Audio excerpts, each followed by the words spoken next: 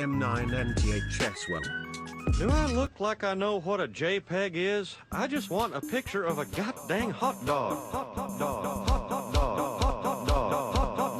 Hot dog. Do I look like I know what a JPEG is? I just want a picture of a goddamn hot dog. JPEG. JPEG. JPEG. JPEG. JPEG. JPEG, JPEG, JPEG, JPEG. I look like I know what a JPEG.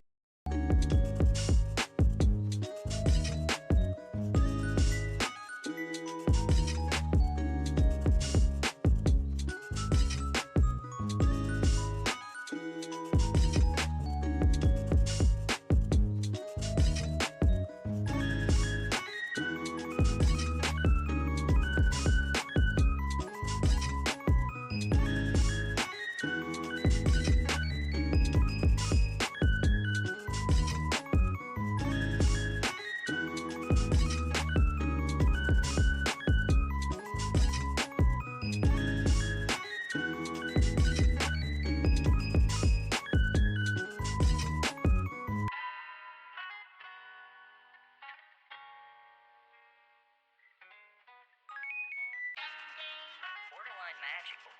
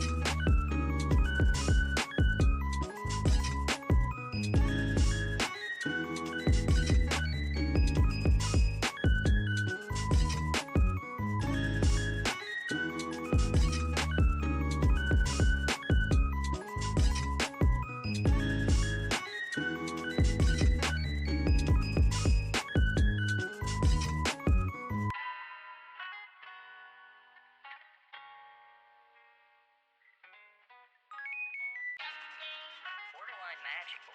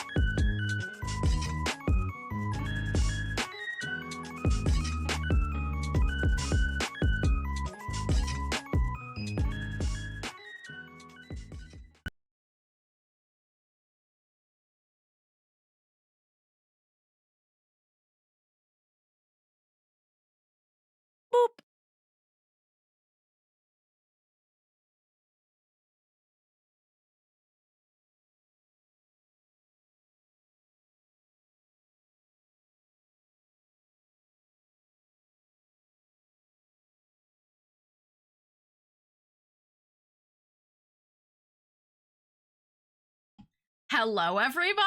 Welcome back. Oh my.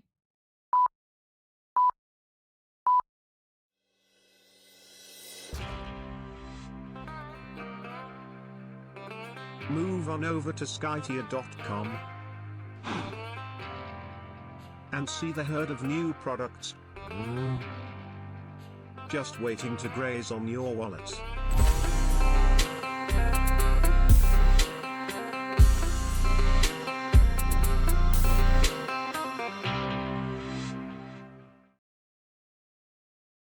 Rude.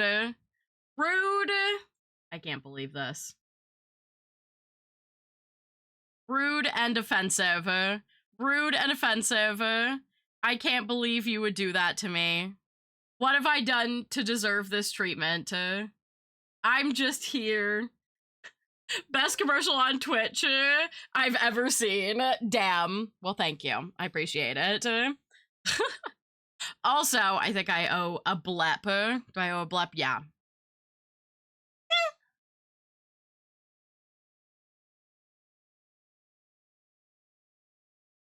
I hope that satisfied you.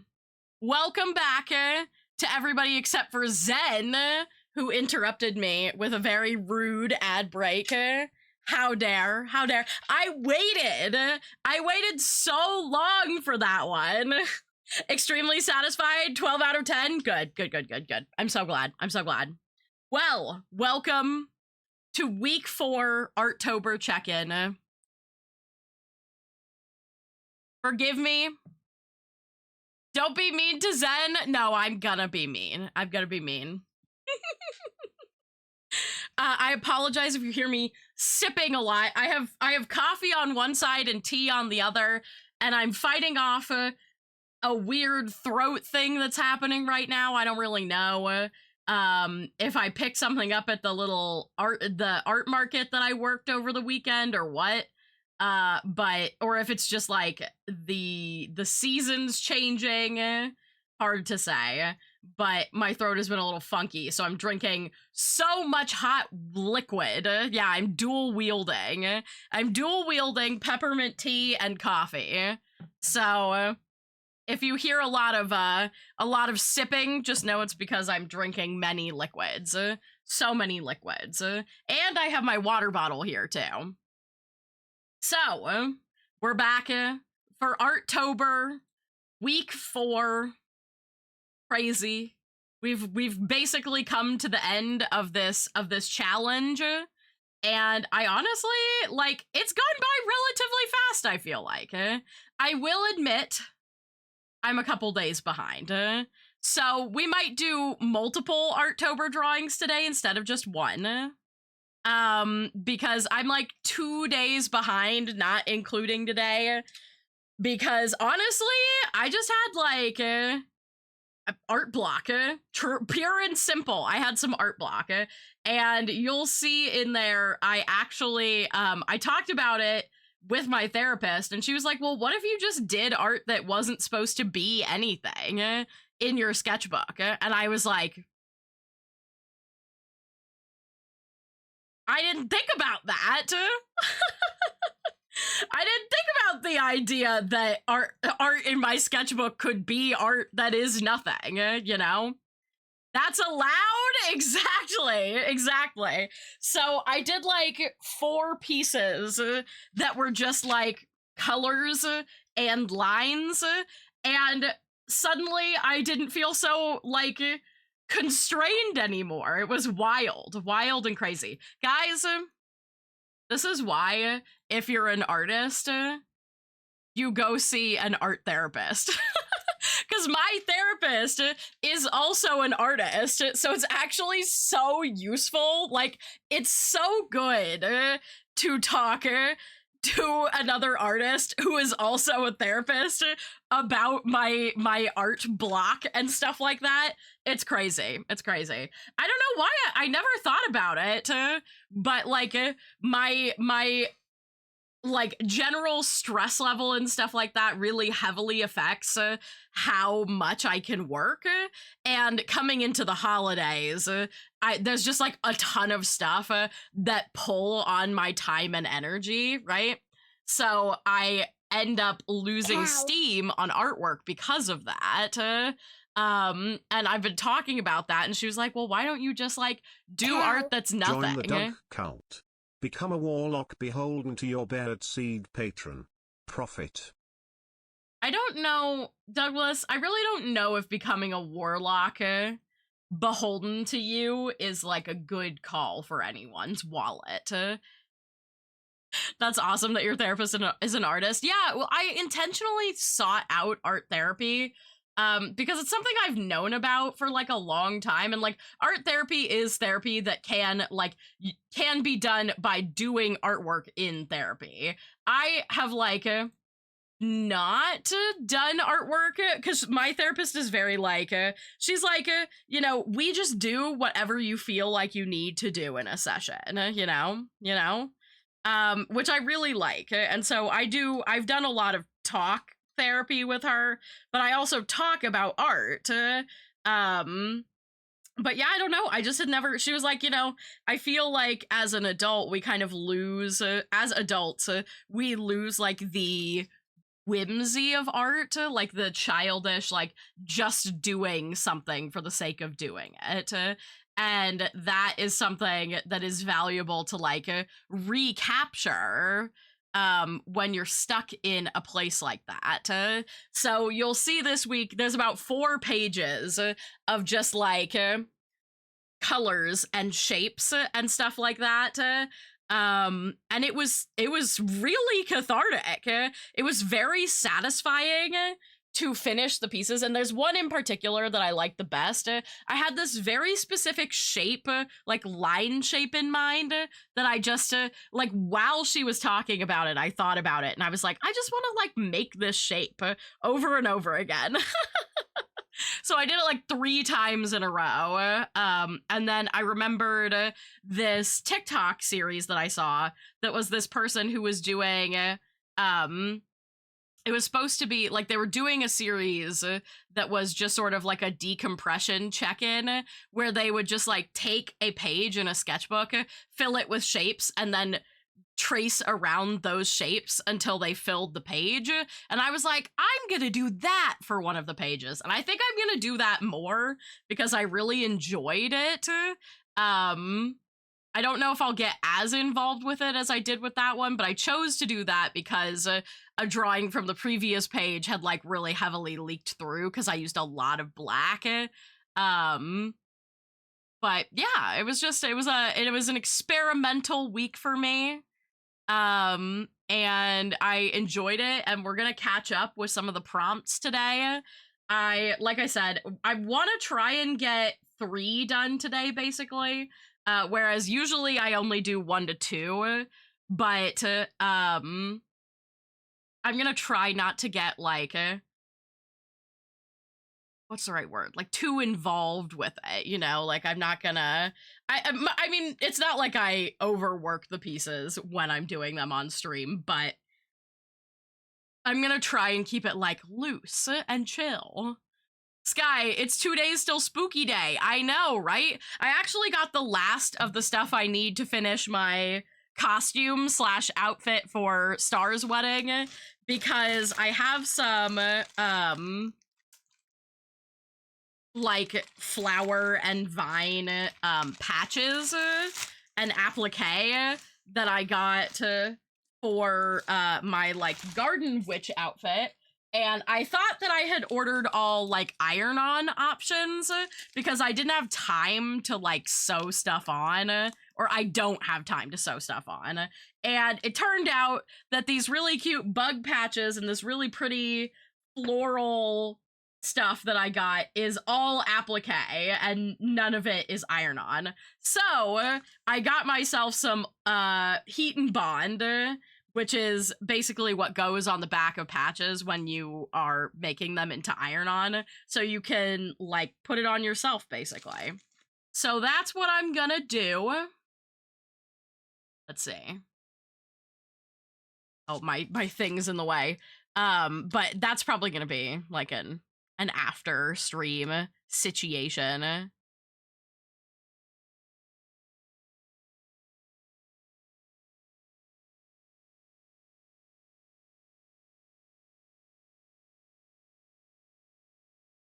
Interesting. Okay. It adds one little extra step, but I really like actually, I'll show it to you all. I love this, like, floral, like, an ivy applique, and I'm doing kind of, like I said, I'm doing a garden witch outfit. So I've got, like, little bugs, and I've got this hat that I've kind of, themed it all off of. Waiting for the DLC for ZA now. I imagine it's not going to be out too long. It, like, considering it's already done and ready to be distributed, you know. I don't know when it's slated to come out. Have they announced that? I feel like it was maybe November, but I don't know. But yeah, so I've got a lot of shit to do today. A United employee unintentionally deployed the emergency exit slide. Some people classified this incident as a premature evacuation.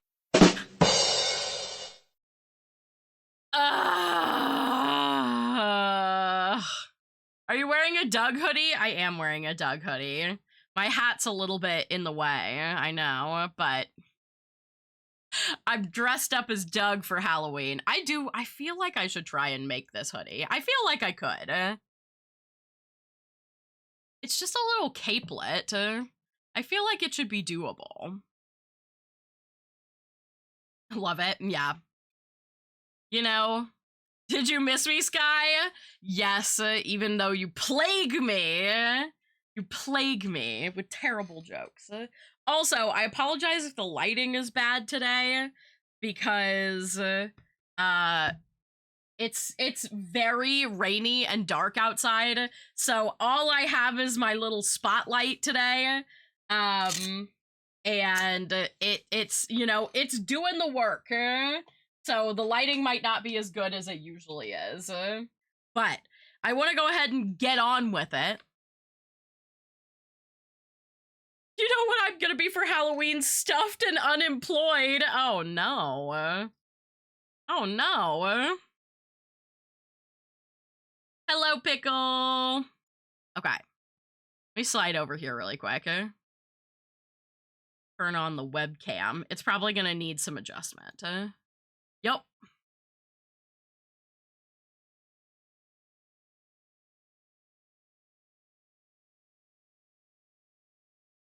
All right.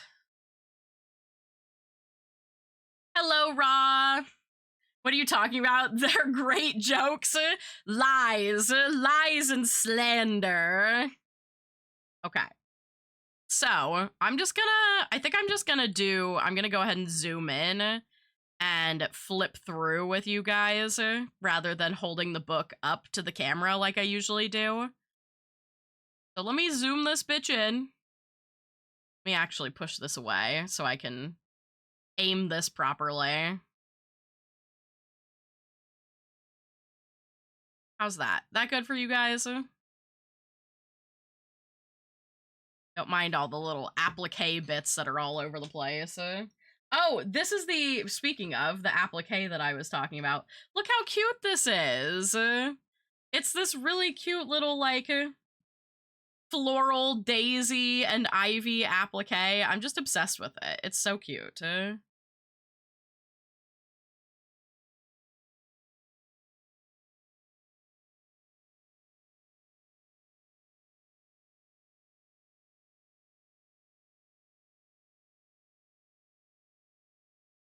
Sharpen. I'm gonna sharpen the image a little bit. There we go. Not that much.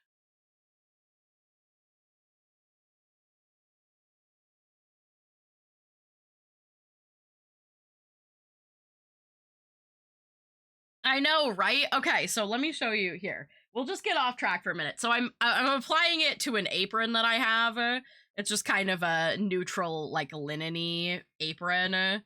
But I'm also putting it on. I got this little, I went to a craft fair. You're not going to be able to see this very well. Oh, I also have these really cute little bug. So these are the other ones that I thought were supposed to be iron-on, but they're not. But they're little bug. And I also have this one. So these are also getting applied. And then I want to put some applique. I got this quilted. Oh,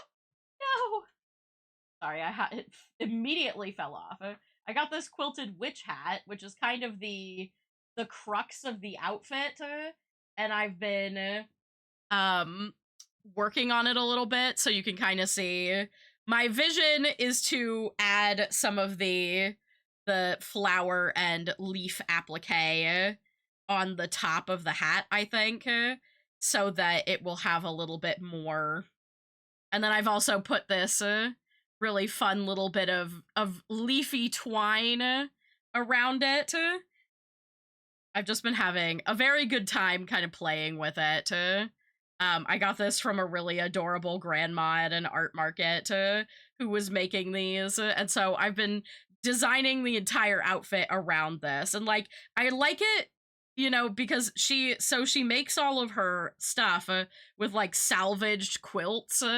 So like, you know, it was very inexpensive. And like there's little holes working in the quilting and stuff like that. But I feel like it gives it like character, you know what I mean? Like it's not perfect, and I love that. So, and then I think I want to put the little moth on here somewhere, you know? It's just, also, I just noticed my 40-minute timer is still on. Hello? What are you doing here? We're not timed today. There we go. So that's what I'm working with right now.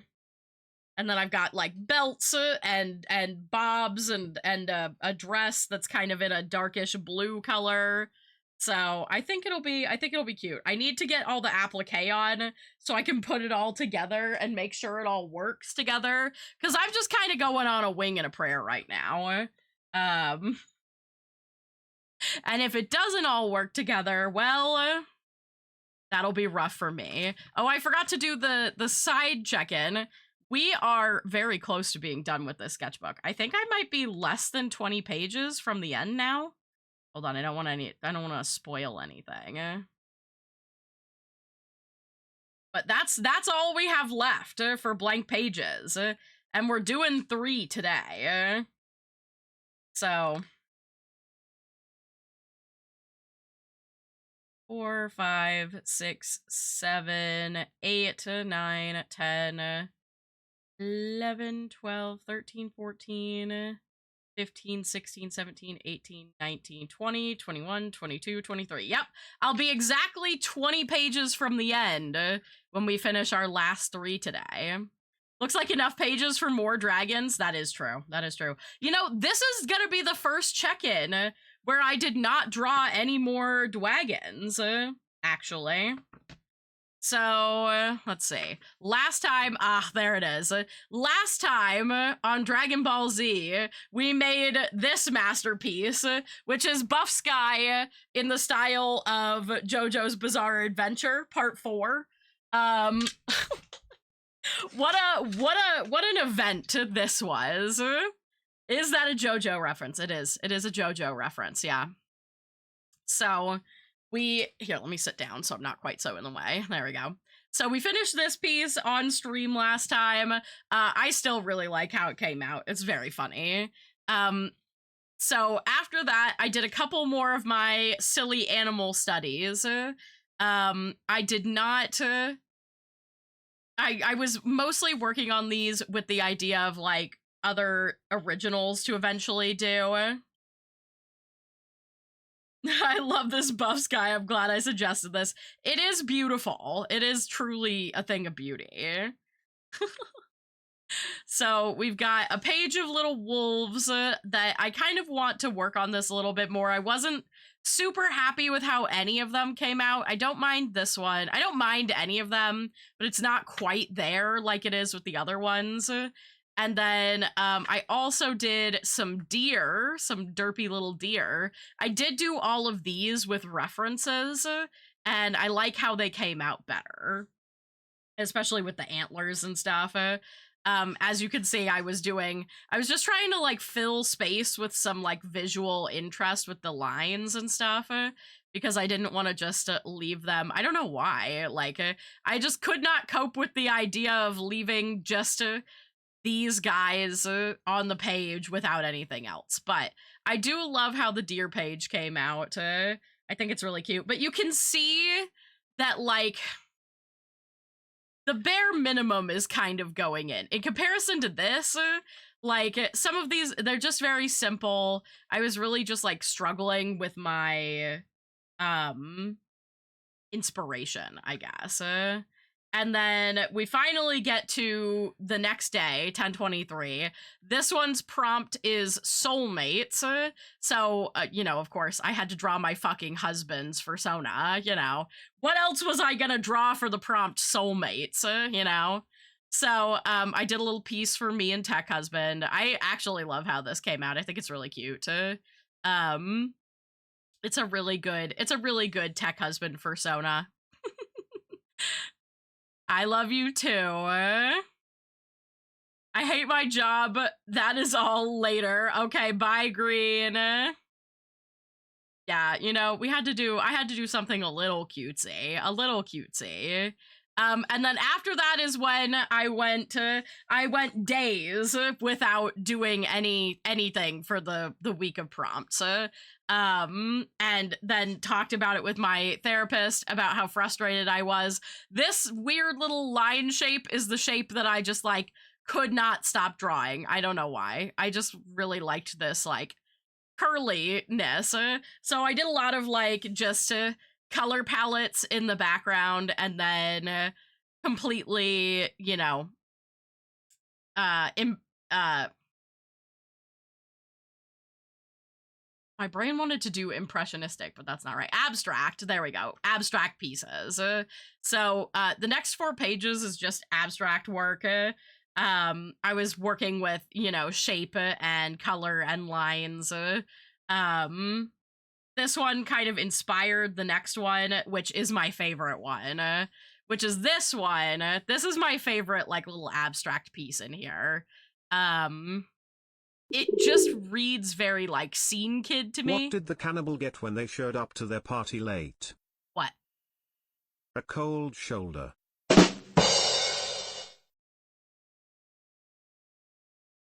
Does that imply that they were eating the person alive? And then because they were late?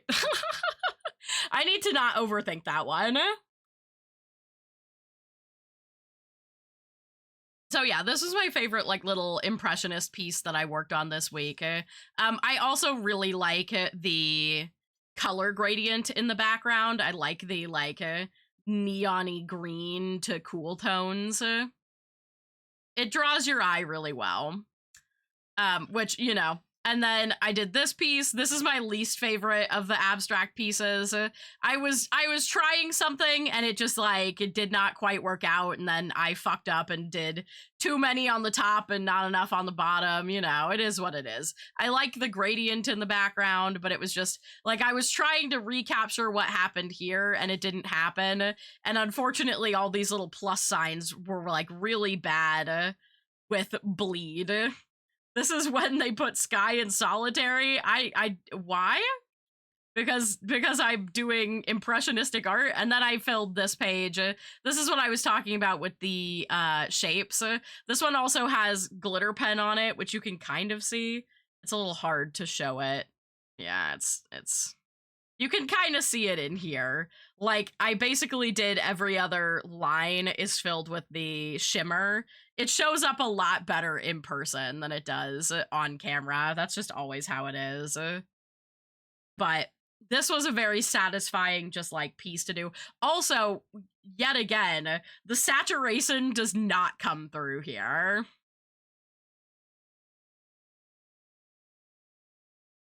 The first one kind of reminds me of ska for some reason, probably because of the ska is definitely really heavily related with the like checkerboard, and ska is very similar to scene, so, you know. So yeah, this was just, I did the gradient you could kind of see in the background, and then I did the lines over top of it. I don't think I would do that again because the lines pretty much, like, outside of these little, like, dark ones, the gradient is sort of lost underneath of the lines. So it sort of was like a bunch of extra work for no reason, but, you know, experimentation. I like the blue and yellow one. Yeah, this one is definitely my favorite of the impressionistic What the dog pieces. doing? I like the lines on this one though. But it's sort of a like the gradient looks like metal. It's cool as fuck. Yeah. I really enjoyed doing the gradients. I did them over and over again. This one, yeah. I kind of wish I hadn't. I should have just. I was dissatisfied with how it looked with the tops, and so I did these little like plus signs, and then I regretted it immediately. I was like, I did too much.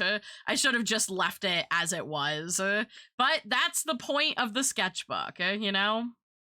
That's the point of the sketchbook. But yeah, so I did the gradient in the back of this one. I played with the glitter a little bit, which I hadn't done in the sketchbook yet. And then I was finally able to get back on a couple of the prompts. So we did 1024 here. This one was character redesign. I didn't really redesign this character. It's just a character I haven't drawn in a long time. This is one of my cat characters, my anthro cat characters. Her name is Pillow. She's tired all the time. She's sort of, she, they, it, they kind of, change gender look based on just like how I'm feeling at any time. But I do like how this one came out. I like this little page of silly little sketches. And so I tried to keep it like really simple for the next couple of pages because I just wanted to like get work done, not like agonize over making it really like insane and cool. And it was just I had regained the ability to actually draw. I'll have to find Pillow's actual reference because I did this completely without reference. It was purely from memory. What I remembered of the character and how they were designed. So I actually have no idea if I got this completely right or not, which is why I called it character redesign, because I was like, I might be accidentally redesigning it because I don't fully remember what they look like. And then the next one, so this one was a fake game screenshot. So I did sort of a silly original Pokemon screenshot, but with me as the trainer shape in here. This one was also one where I did too much. So originally I just had everything in this sort of like teal tone, and then I was like, it's not enough. You know, my brain was like, you haven't done enough work on this. You've done it wrong. And I was like, okay, I guess I have to do more. And then I did both of these in blue, which then took away all of the detail of the light green. So then I went back over it with the blue ink, but I feel like the blue ink kind of like, it looks good on me, but it doesn't look as good as it did without on the Bulbasaur. So then I went back in with a darker blue to give it its sort of lines and shape again, the thicker lines and shape. And I feel like that brought it back a little bit, but it was definitely a learning experience. I still like it as a OG Pokemon fan, you know what I mean? So there it is. Also, I forgot how fucking cute the original sprite for Bulbasaur is. He's so goddamn fat and happy. Bring back my boy, my jumpy boy. Anyway, this has convinced me that I'm going to do some Pokemon starter art, but based on the original sprites rather than the like current iteration, you know? It's almost as cute as Tarpinch. Almost, but not quite. Not quite. And then the very last one, this is 1025. This was the last piece I was able to do. So yeah, we've got 26, 27. Oh, wait, no. No, this is 26. I said 25, didn't I? 25 was this one. 26 is this one. So we've got 26, 27, and 20, nope. 27, 28, 29 to do today. Dear God. So this is 10/26/25 was Guilty Pleasure Media. And one of my favorite Guilty Pleasure shows is Food Wars, the anime Food Wars, which is like a notorious like fan service style anime. And it's so stupid and ridiculous, but I love it. And also, all of the food looks so amazingly delicious. So, like, I don't know if you'd be able to identify that this was food from my rendition of it, but I basically took a screenshot of a Food Wars dish and I kind of tried to recreate it just using my highlighters, and I do like the depth that I got here. It's a like giant meatball with a liquid core, like curry core that sort of flows out. So that was what I was trying to recreate here. The food looks good in the anime, but that dang fan service. I see, for me, the fan service is worth it for the food because it just always looks so good and it makes me want to cook. Like, I love watching shows about cooking and like people pursuing their passions because it makes me want to pursue my passions, you know? I thought it was a mountain for a second. Yeah, that's fair. It becomes a bit impressionistic. Like it's because it's not like a really clear, obvious food. You know, it's not like, you know, sunny side up eggs or anything like that. It was just my attempt at recreating Food Wars art style, which like I actually think it came out pretty good. You know what? Maybe I can find. Let me see if I can find the reference for you guys, and then you can kind of see it.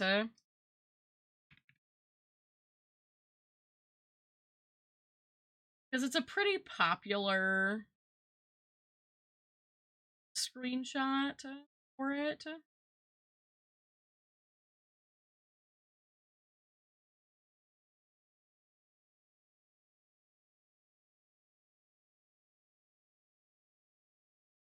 Okay, where is it? Show me the good. There it is. Aha, I found it. So this is the reference that I was working off of. And hopefully you'll see my inspiration more when I show you this.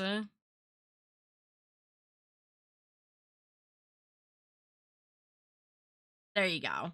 This is what I was working off of, okay? So look at that. All right, look at that. And then oh, that's the wrong thing. And then look at this, okay? You see, it's like a pretty good, especially for working in only highlighters, you know? You get the idea, right? I think it came out pretty good. It could use, the green onion could use a little bit of work. I was kind of just like throwing them in there, but I would eat that so fast, guy. I'd eat it too. That's why I drew it. But yeah, it's like, it's a giant meatball, and then I think these are like slices of potato or something like that in the background, because I remember specifically that this is curry in the middle. So it's like a hamburg steak and then curry inside and potatoes and green onions, and so this is my reinterpretation of a screenshot from Food Wars for my episode, or for my Guilty Pleasure Media. And it did kind of make me want to, I think I want to do some more like food art style like this, but where I actually use like pictures of food. I see a lot of artists kind of when they start with this doing like, you know, the sunny side up egg, because it has this sort of like depth in it, but like people are able to recognize it better, you know what I mean? But that's the reference, so that you guys have a better idea of where I was at for when I was drawing this. And that's everything I've got for this week. So, like I said, you can see I was really dealing with some art block in comparison to other weeks that I've done. There was a lot less. You know, it definitely helped me to do this sort of just like draw whatever vibe. And I just love this page so much. Of the 4 pages, like it's But this was also just like, this one is not like, maybe not fun to look at, but was very cathartic to do. Which I think is more important almost than anything else. But yeah. I love doing the shape thing. Yeah, it's really satisfying. It's really satisfying. I do like how this one came out, and like I said, it did inspire me to do more drawings of like the original Pokemon sprites as they were, because I'm just obsessed with original Bulbasaur. Oh my god, it's so cute. But that being said, we've got stuff to do. So the next prompt is Gijinka. Which is, for me, generally, I think of Pokemon when I think of Gijinkas. And I did just recently design myself some Pokemon Sonas. So I think I'm gonna Gijinkify my Ivysaur little Sona, which I'm just gonna show you physically on my iPad because I really like her sass. Also, I did some new Wawas the other day, or literally last night, actually, while I was playing D&D. So there's 2 new Wawas. There she is.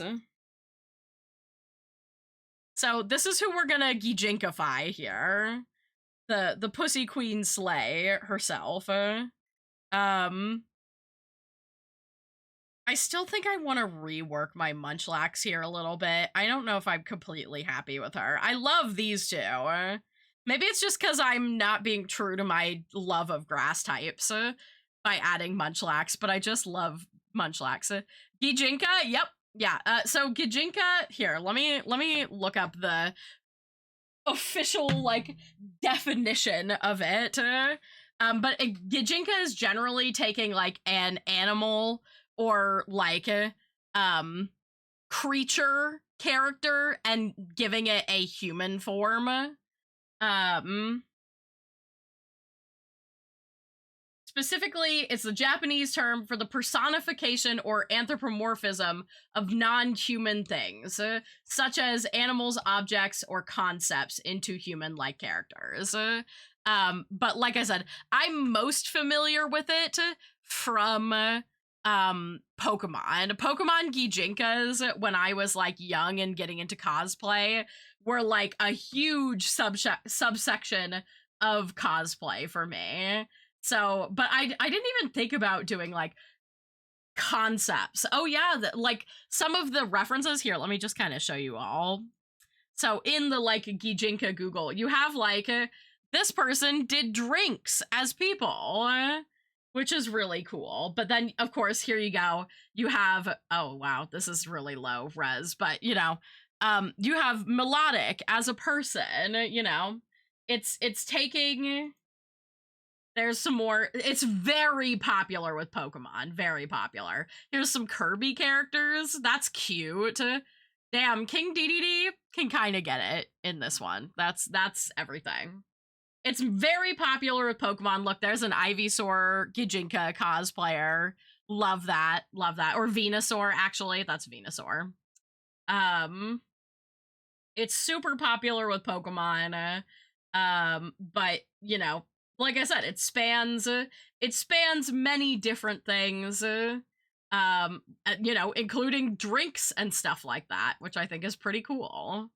But we're gonna go with Pokemon because you know, that's oh, here's one that's sushi. It's a little sushi person. What I want to do with the untitled goose. Yes, I want to cosplay that goose. That's fucking valid. That's so valid. Cosplaying a goose is fun. Look, the beauty of cosplay is that you can do whatever the fuck you want, you know? Cosplay whatever you want. Who gives a shit? I feel like in the post-COVID times, people have gotten really weird about like cosplay and the cosplay space and self-expression and things like that, and have been like policing it more heavily. And I'm just like, fucking why? Like, let everybody be little weirdos, you know? Just do your fucking thing. Do whatever you want. Cosplay used to be a space. I was literally talking about this last night about how it's really interesting for me as someone who grew up where if you liked anime, that was like a thing that you hid about yourself, you know? You didn't tell people that because it was not cool to like anime. And now it's super mainstream and normal, and it's like, but what? This is a lie. It can't be true. It's so interesting. Okay. I need some pink. Where's my little teal marker? I'm gonna have to figure out if I can get like a couple replacements for some of these, because there are definitely ones that I use more than others. You know what? As they dry out, I guess it will just force me to get out of my color comfort zone. Because I do a lot of stuff in cool tones.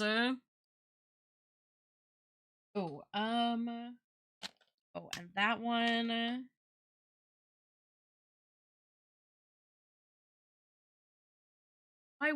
I guess I'll give her a normal people skin tone. I was just going to sketch her in like a blue-gray.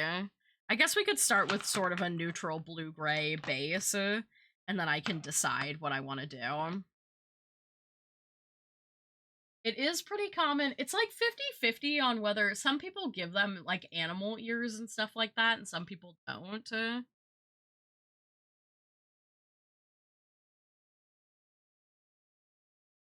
I think I might do hair situation. What I really need to figure out, looking at my own reference of my own character, I have to figure out how I'm going to create this silhouette, but in a humanoid character. I think that's going to be my biggest challenge, is this leaf silhouette that I've, like, because this is really interesting. It's my favorite part of her character design as, like, an anthro Pokemon character, but pulling that leaf shape into a humanoid character is going to be interesting. Also, I've never done a vertical one, and I'm wondering if I should try it. I don't know. Maybe that'll be for next sketchbook, if we try some vertical layouts.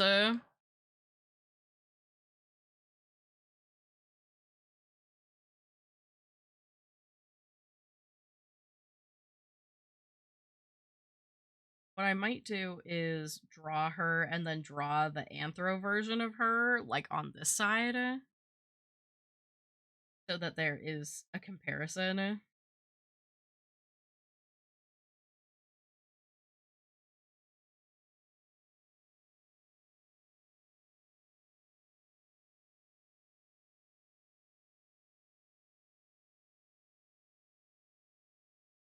Feel like I did not, but I like the idea. So I like the idea of doing like you know, like a bun situation to create the shape. That.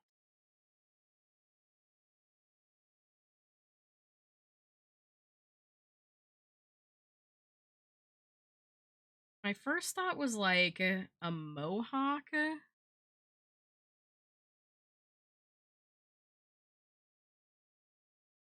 Maybe we could do, I could do like a really over the top outfit, but I feel like it doesn't fit the character's vibe. Like, she feels like she'd wear like streetwear.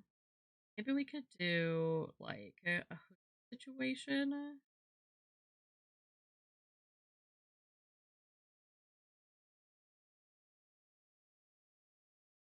My playlist did decide to do Pokemon time. Thank you, Doug. Thank you for clapping for my artwork. I appreciate it.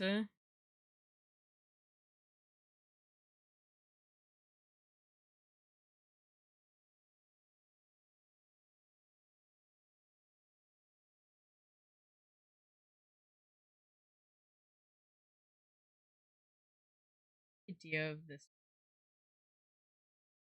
picture being like the flower.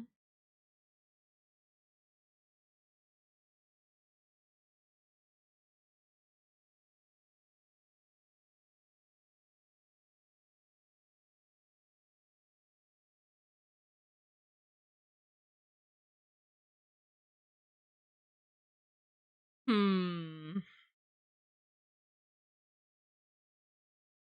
Hi, Maddo. How you doing?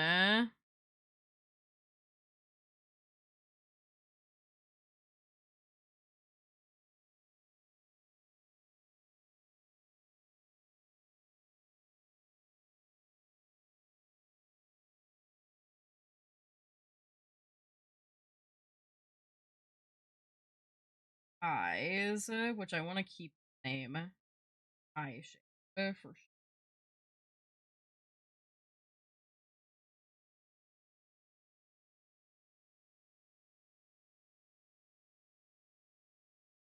Picking like the eyebrows to kind of create the look of the dots on the forehead.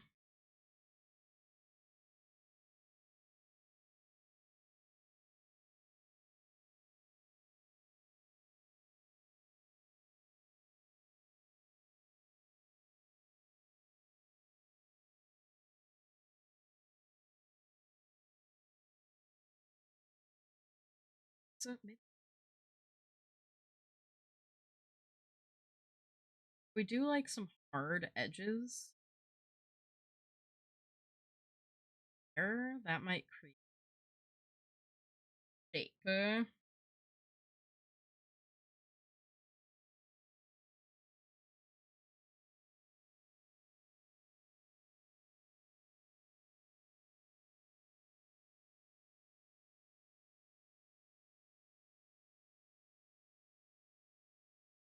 God, it's so hard to do a character design.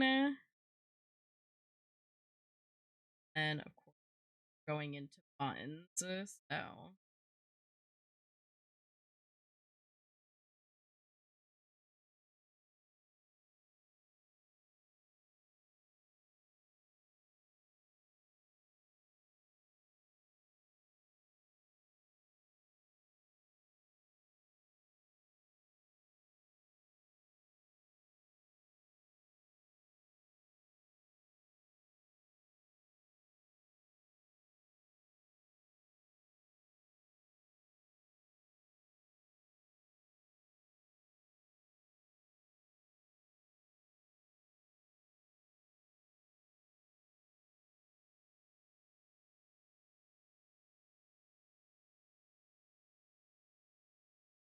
arms are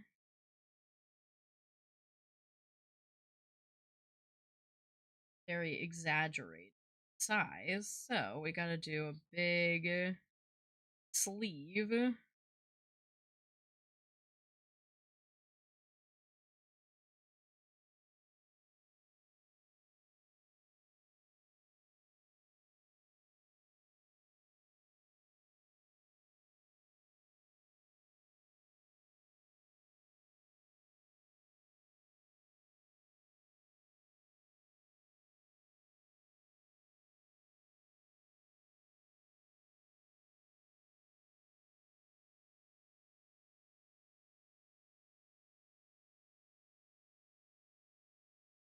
God, this side of the hoodie just got really out of control shape wise.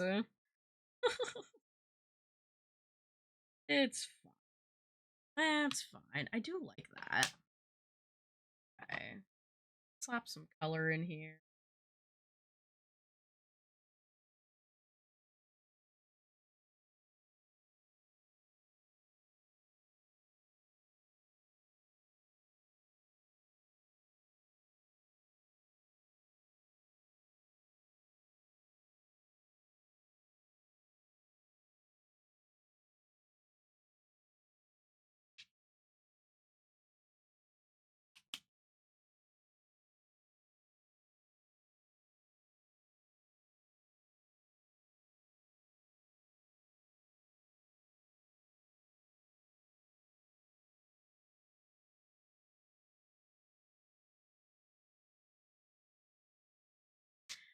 Yeah, the original character is very sassy, so we gotta go with a sassy look, as usual. And then the bulb right there.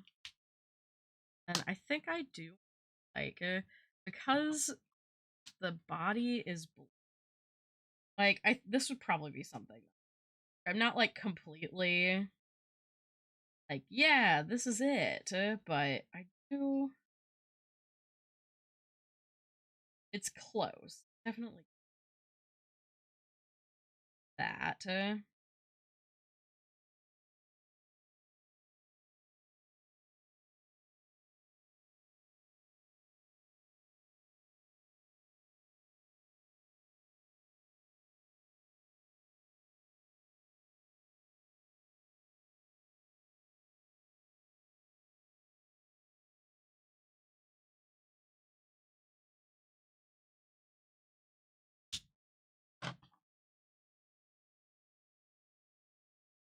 Killer character has guts, both arms.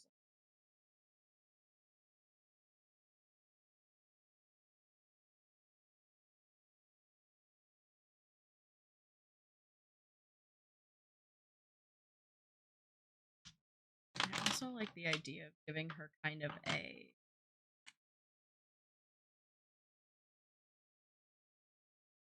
blue eyeshadow look. Ooh, doing some like freckles good too, since she's body.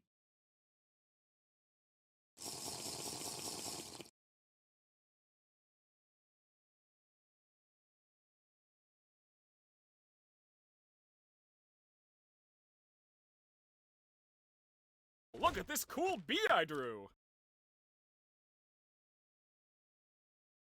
Look at that cool bee you drew.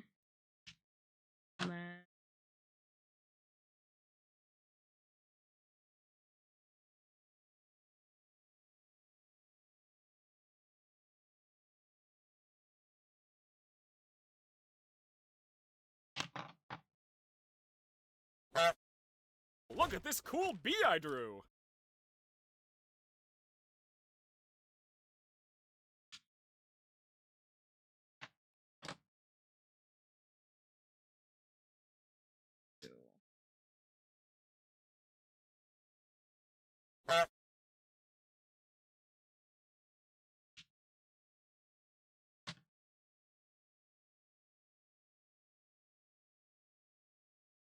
Accents moves like that.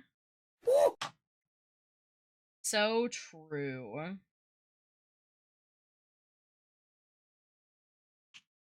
Cow.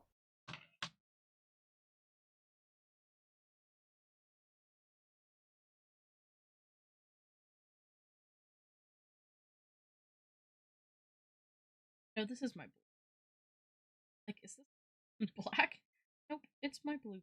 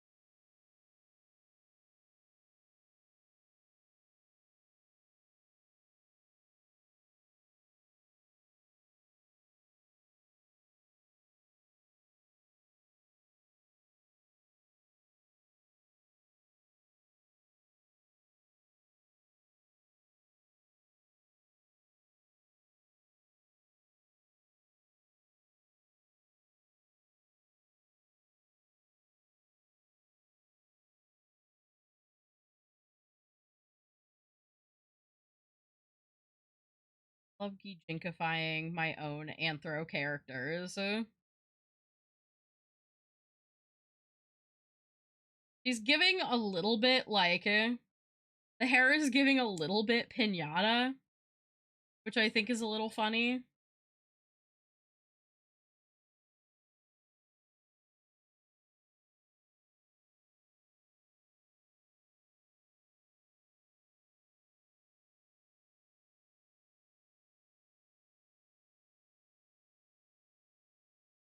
I don't know if these even really read bun. It really reads more ear. Maybe they're just big ears.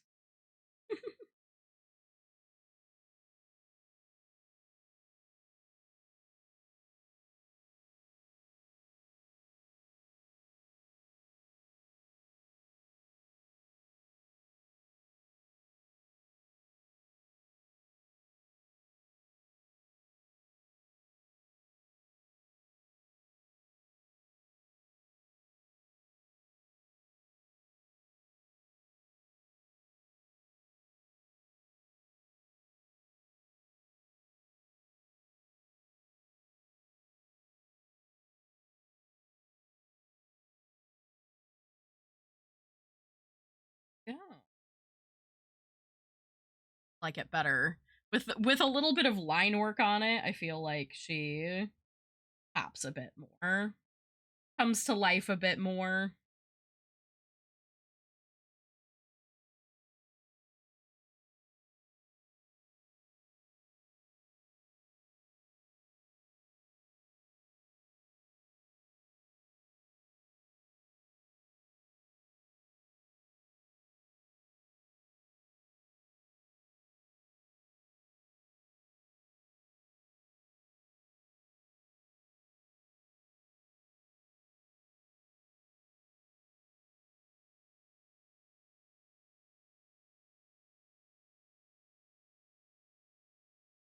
Yeah.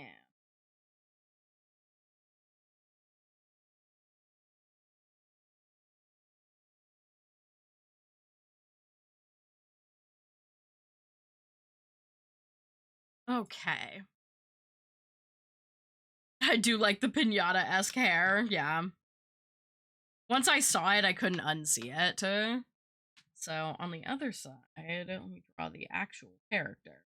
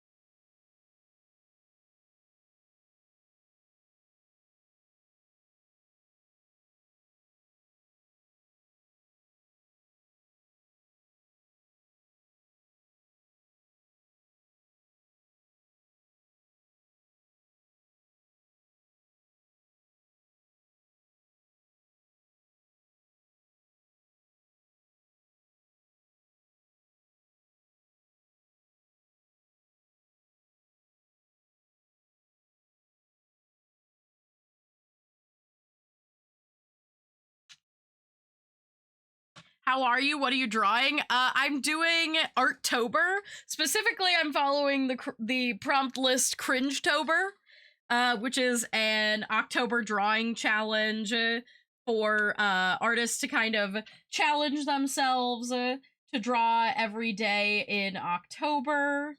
Cringe-Tober is also an alternative to Inktober, because we don't do Inktober because the person who created Inktober copyrighted the word Inktober and then, you know, tried to claim their copyright over a bunch of artists that did their challenge, which was kind of crazy of them. So we do Cringe-Tober now.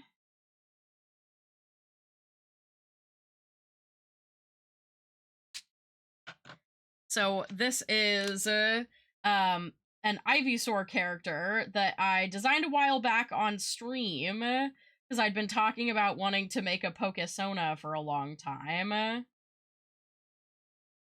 know what I should do? Just color the leaves. This matches the color of Ivysaur's leaves better than...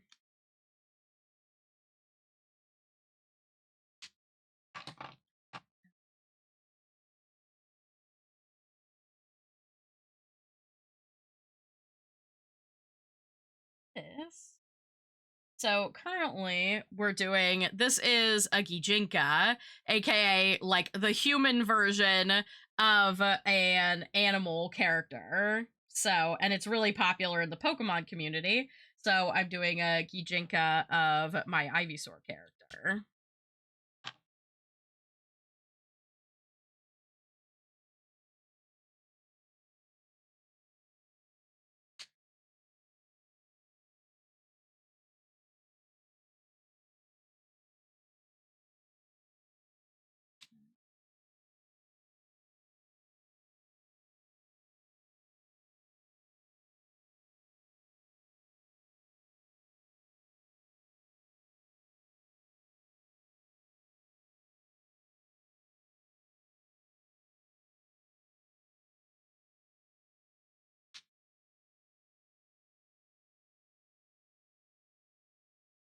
Line art on her. I think I'll be able to call this one done. Wanted to have, because it's, I want to have the comparison, since I'm doing technically a Gijinka of an Anthro character. But that Anthro character is a Pokemon. I'm basically just taking, like, the personality that has been imbued into this specific character and embodying it in the human version.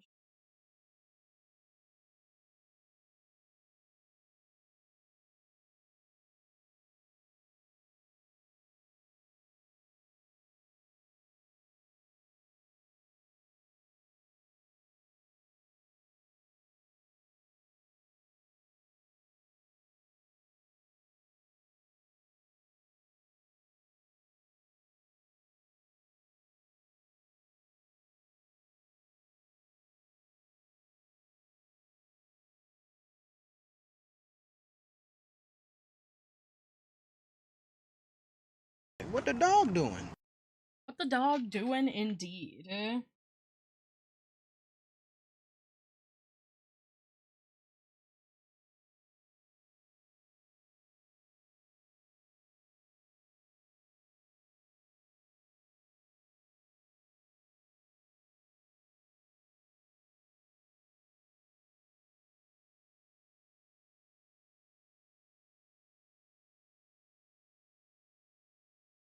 One of my favorite parts about this character's design is this, like, leaf shape. And I don't know if I'm, like, fully happy with the translation. I feel like if I were to do it digitally, I'd probably work a bit more on the silhouette.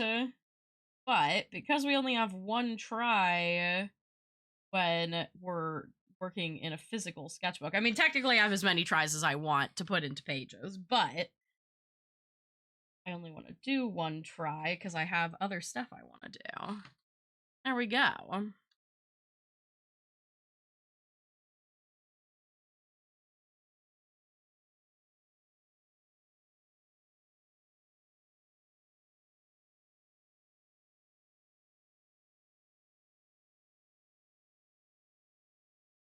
What is Hank doing? Probably sleeping. Are you doing every prompt? I pulled up Cringe-tober prompt sheet and they're amazing. Yeah, I am doing every prompt. Yeah. I've done every prompt in order. We started day one at the very beginning of this sketchbook, and we have filled it up with the daily prompts since then. But yeah, I've done every single prompt on Cringe-tober's list in various ways. But yeah, the goal was to fill this sketchbook by the end of the year, and instead I have gotten much more. Like I've pretty much. I expect this sketchbook will be pretty much full by the end of Cringe-tober, honestly. But yeah, I was trying to just kind of recapture the childish whimsy of like drawing your favorite OCs and stuff like that, and I love Cringe-tober's prompt list for that reason. Also, I think it's really funny to mention, sometimes when people come in and they see me drawing on my like iPad, they're like, why do you rotate the canvas upside down so that like when you're drawing lines?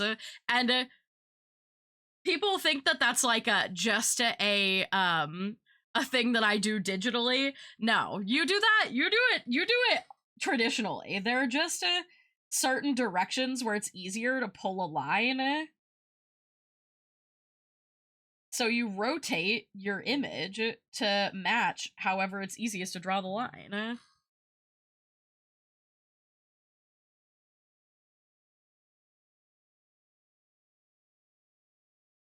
And when it comes to trying to draw straight lines like this traditionally, it's always best to pull towards yourself rather than push away.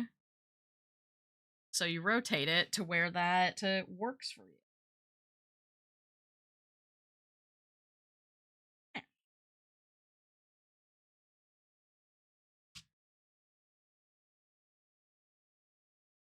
I think that looks pretty good. You little overachiever, you. I rotate and zoom like crazy. If people watched me art, they barf. Literally.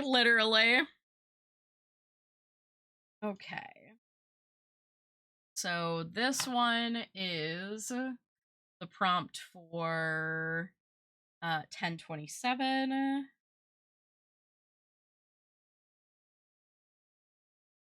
For those of you all who didn't hear the beginning prompt, I am behind.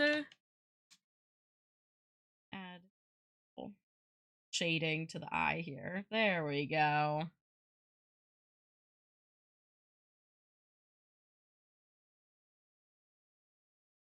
Something about adding that line just adds so much depth, and it's such a little thing. When I just really quickly, casually add a little bit of shading.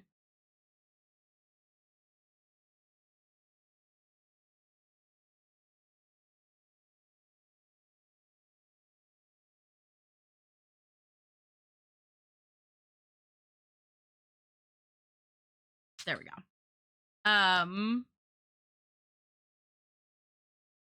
Mushin, I'm sorry, I'll show myself out. How dare you? How dare you? So this one I'm actually really excited to do. The 28th prompt is kids show, and I think I'm gonna try and do Bluey. I think I'm gonna try and do Bluey's art style for kids show. And then today's prompt, the 29th, is clown. And I mean, I guess depending, I think I might leave the last two and actually do them on their proper days. And then maybe next Wednesday we'll do like a recap of potentially the entire sketchbook if I finish the last 20 pages. Yeehaw, baby. I request a muffin. Like, oh, like the draw, like the character muffin. Yeah. Well, I don't know. Should I draw in the style of Bluey? Technically, it just says kids show It doesn't have, my brain was like, oh, draw in the style of Bluey, but I could actually draw the characters. I don't know if I've ever actually, no, yes, I have drawn Bluey characters before. I had to think about it for a minute. I think when I first watched it, I did artwork of Bluey characters, but I have not done it for a long time since. And I remember it being very popular on Twitter when I did it. All right, let me pull up Bluey reference. Muffin carries the show. Muffin's in like barely any episodes. I think it's so funny. People are diehard Muffin fans. If you love Muffin, you are a Muffin lover for life. And I think that's so interesting. Here, enjoy looking at this page for a minute while I find my reference that I want to use. Or maybe I go to the wait, where's my favorite? There it is, this one. Yeah, I love looking at this page. It pleases my brain.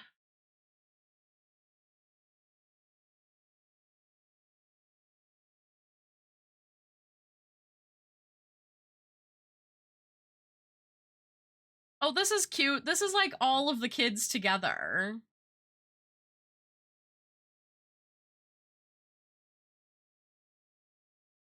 They've got popsicles.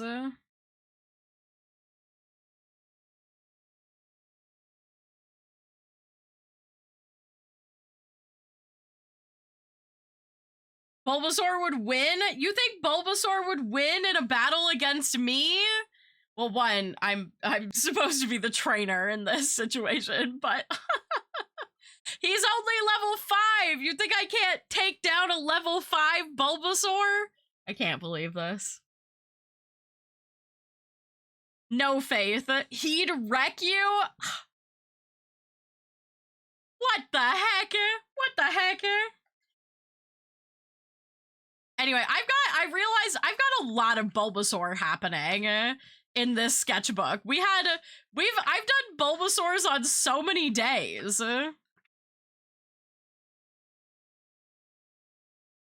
Where was my other set of Bulbasaurs? It was like, oh, there's my Swablues. Back here. Not that far back, I think. There he is, my other Bulbasaurs. I don't see a problem with lots of Bulbasaur. I mean, I don't either. Needs more Mudkips? That's true. I haven't done any Mudkips. I've only got 20 pages left. I'm gonna have to step it up.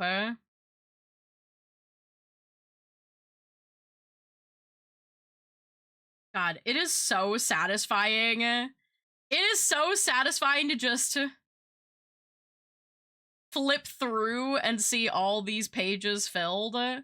I was also talking to my therapist about this, that like 50% of my enjoyment of sketchbooking and working in these little sketchbooks is doing the sketches, but 50% of it is actually just seeing it done. It doesn't even matter what's in it, it's just the fact that I've drawn on every page. Could you show Tarpinch again? I don't have Tarpinch up here. I can show you the image of Tarpinch. Here, hold on. I can get Tarpinch out. You guys want Tarpinch?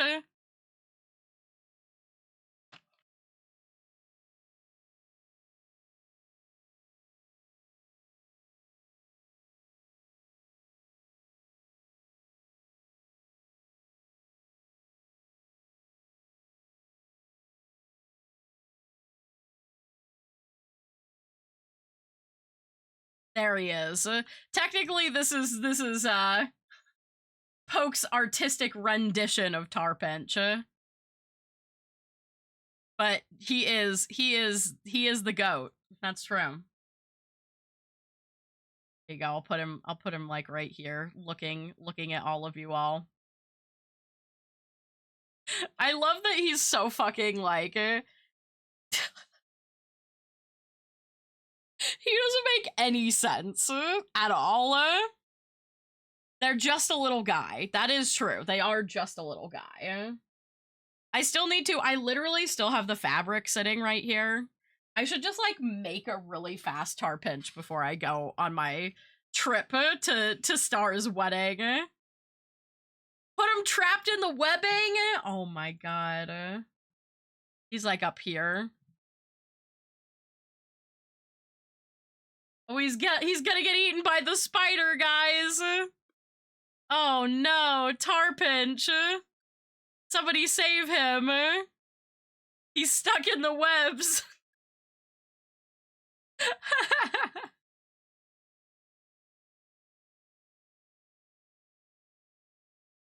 He'll be fine. Yeah, I mean, his mouth is bigger than that whole spider, so I think he could probably just eat it.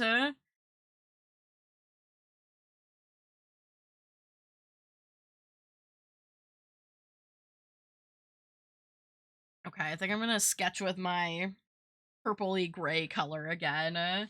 Also, I need more grays, blues, and browns, and oranges. Less green. We don't need any green for this one. We don't need any pink, really.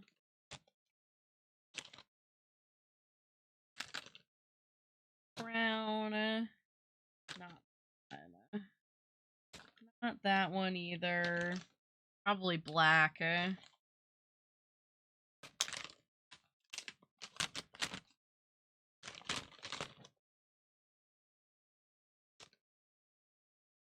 Orange.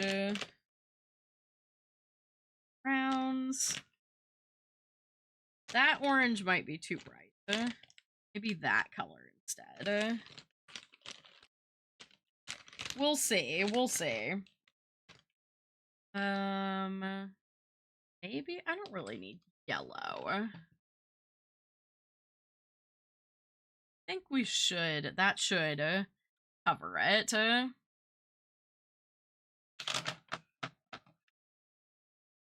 Alright, let's draw in the style of Bluey a little bit, shall we? Shall we? Let's see, what am I looking at? Done an hour and a half? Okay, I think we can do it. Alright. The people need Muffin, so we'll sketch Muffin in. I'm just kind of doing a redraw of this screen capture, or like of this image that they posted. Okay.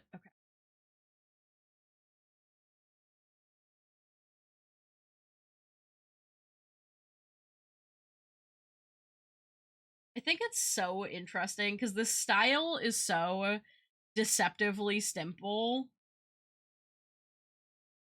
but it's like really easy to fuck up. The proportions are very specific, and if you get things out of proportion, it is so immediately obvious.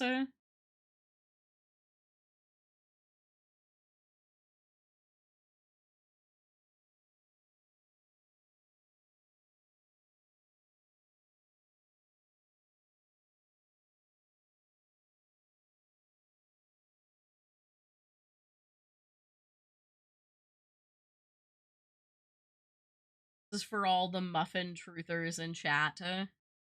Get Muffin first as a treat.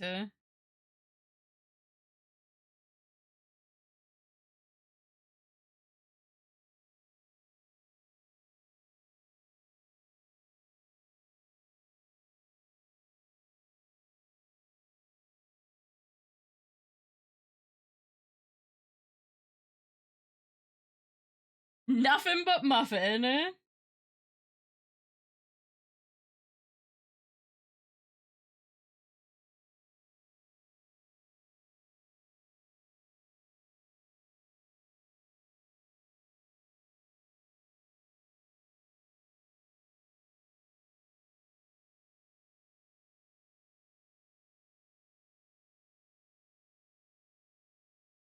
They're also holding popsicle. Gotta get that in there.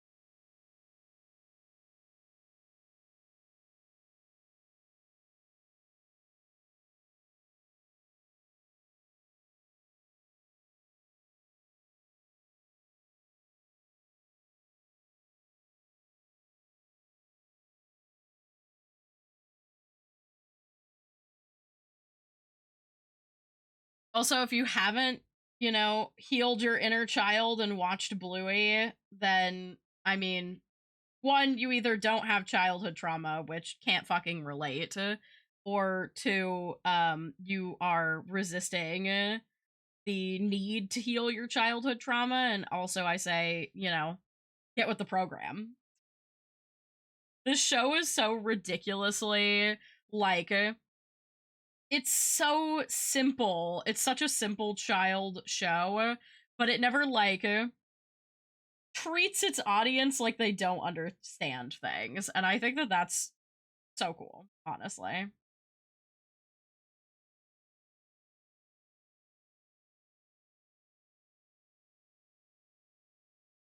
This color for the light gray spots, but then she also has darker gray spots.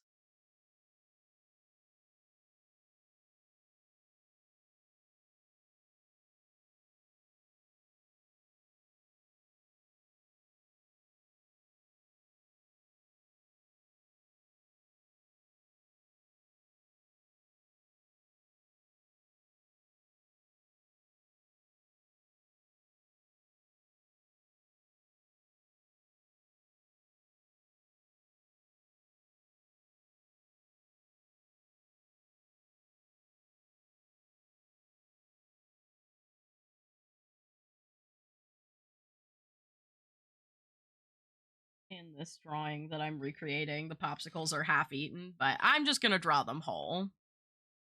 Everything is all cute and whimsy, and then suddenly, blam! Gut punch of emotions. Yeah, literally.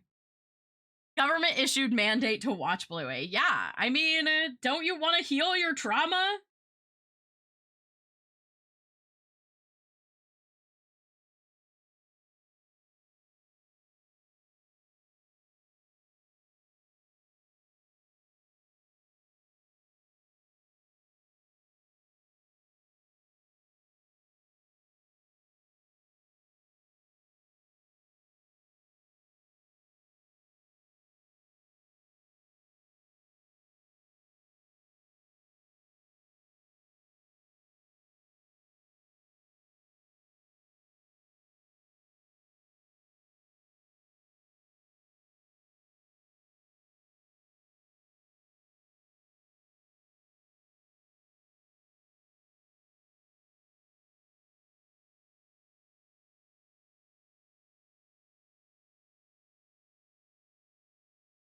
In my opinion, the best preschool show of the modern age. 100%. It kind of, honestly, it shows how much I think American TV shows don't actually care about doing anything positive for children anymore. Does that make sense? Like, I feel like the shows that I grew up on, really focused on education and teaching us things, and now they just don't. They do not at all. That's what she said.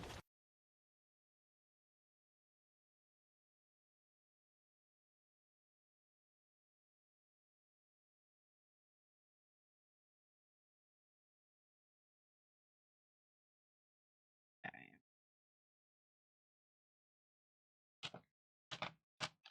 Next over here, we've got Bingo sitting right here, Bluey is here, and then Socks is about here. Hello, Goo Bakery. Hello. Yeah, the slop era has arrived. I mean, overstimulation station, really. They live to overstimulate children to keep them addicted to screens rather than do something good for them. It's crazy.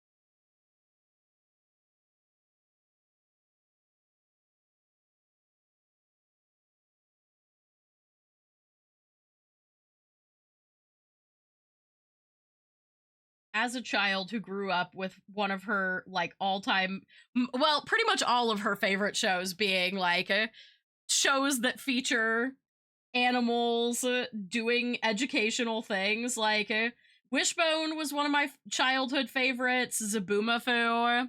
Look, I've been with the Krat brothers since before everything. God. Back when it was Krat's Creatures.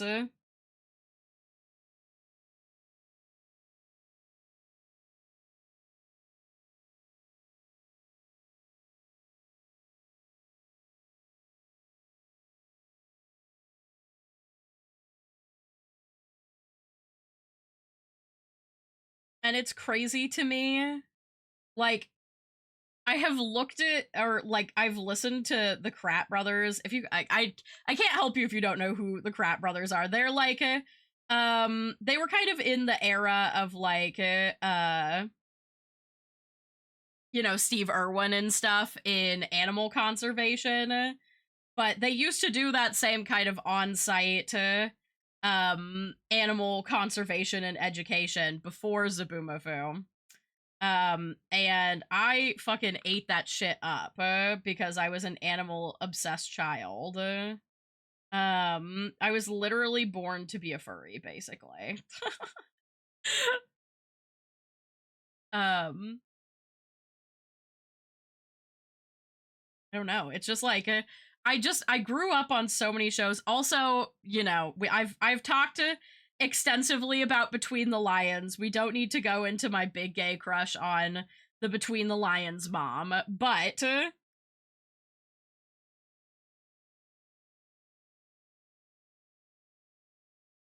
know, I'm just saying. It's crazy that like shows don't actually really exist to educate kids anymore, and it's all about like you know, late stage capitalism, ruining the world, all that good stuff.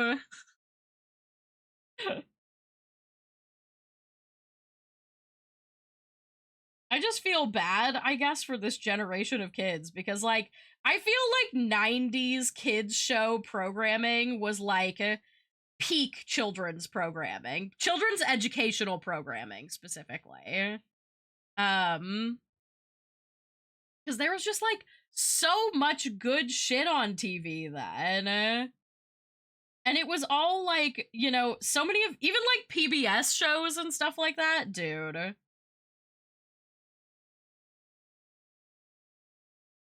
It's so crazy. I love how simple the hands are for this and stuff. Look at that. This art style is just so damn good. It's so damn good. Okay,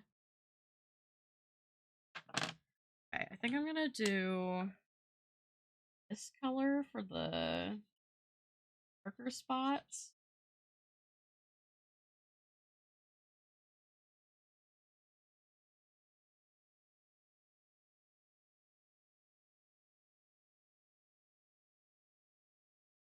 That might be a little bit too still.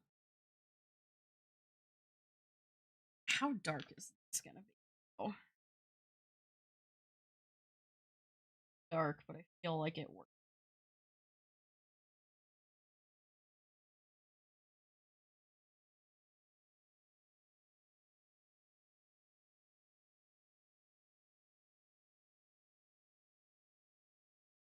So I forgot we could be listening to people music, and I forgot about it. There we go. That's cute. Yes, I loved the games on the PBS website. Yes, literally. Yes, yes, yes. I was also obsessed with the Cyber Chase game. Dude, oh my god. XL Gore, oh my god. I was so obsessed with those games when I was a kid. Holy shit. I'm gonna go off. Absolutely obsessed with the online. And again, like safe games for kids to play on the internet. Oh my god. The world sucks, okay? Alright, let's go over all of this. A gray for the muffin. Except for one spot, which is white. Kind of turn all of this like a little mono.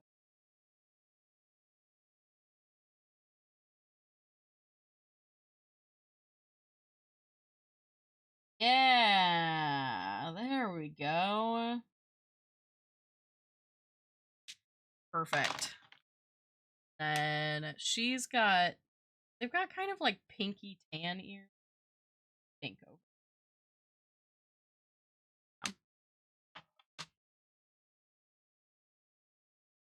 I feel like Muffin and Douglas would be friends for sure. For sure. Oh my gosh. 1000% they would. Okay, I gotta get Socks back here. Socks is like almost the same height as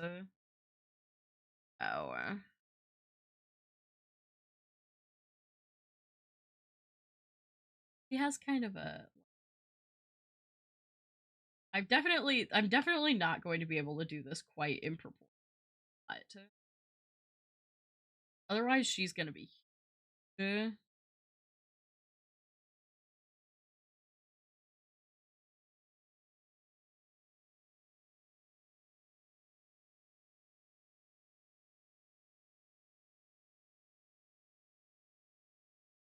I also think it's so funny that like baby dogs in this universe are like feral. It's such a funny take. Like it's such a very specific like kind of childish whimsy of the idea that like babies are feral people because they're like on all fours and stuff. Oh my god, it's so good.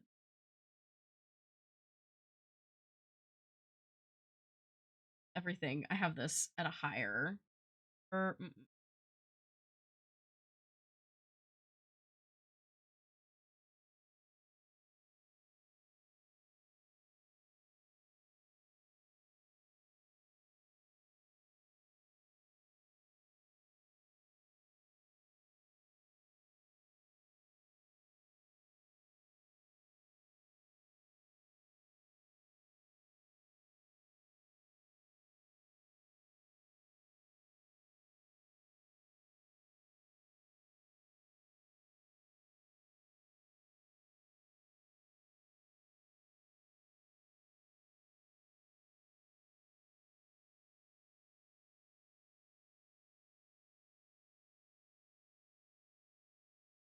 Exactly the color that we are.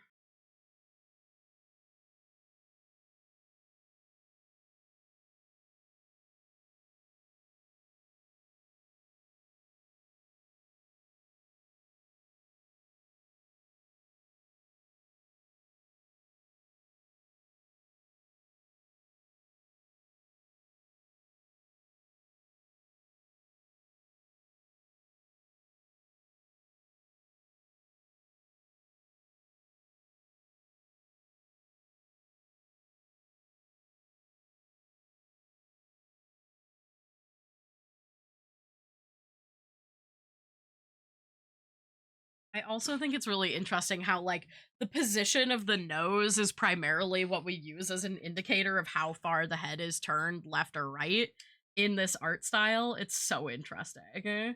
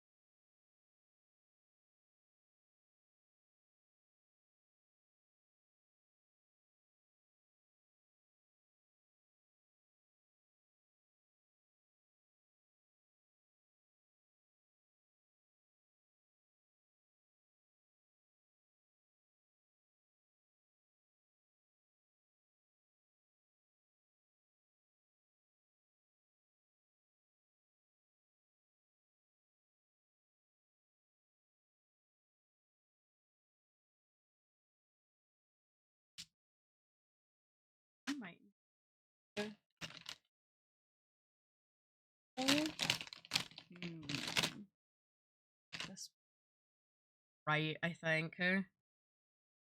She's got like a really dark spot here.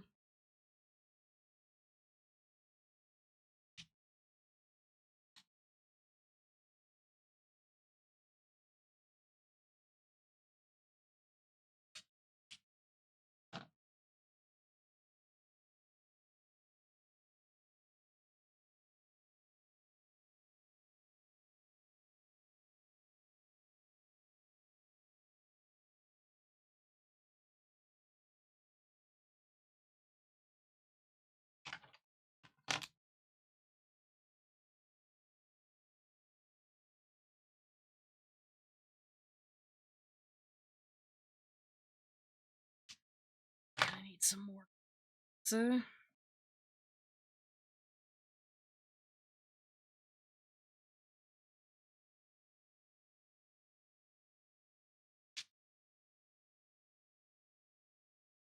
almost forgot her little freckles.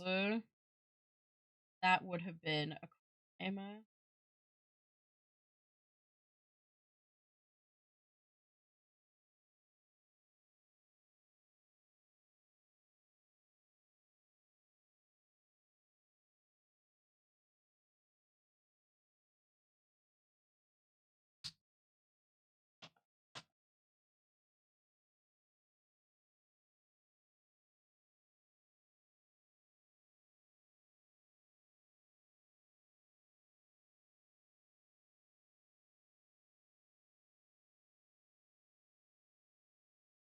Sitting on like kind of a scraped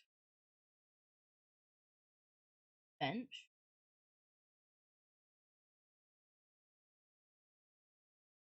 Cover up my failure to foot here.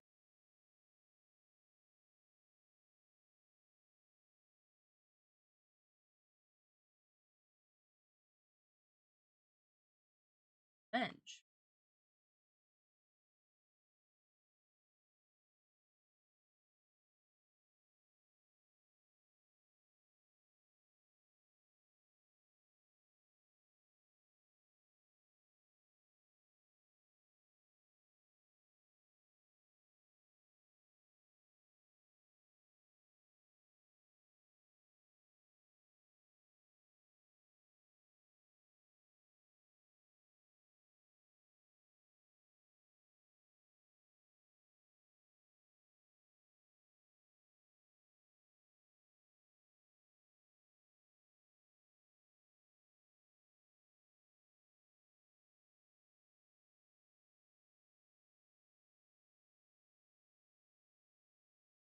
There.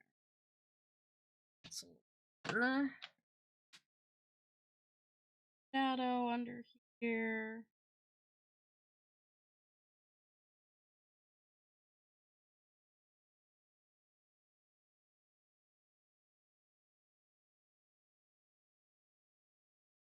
Covering up our mistakes.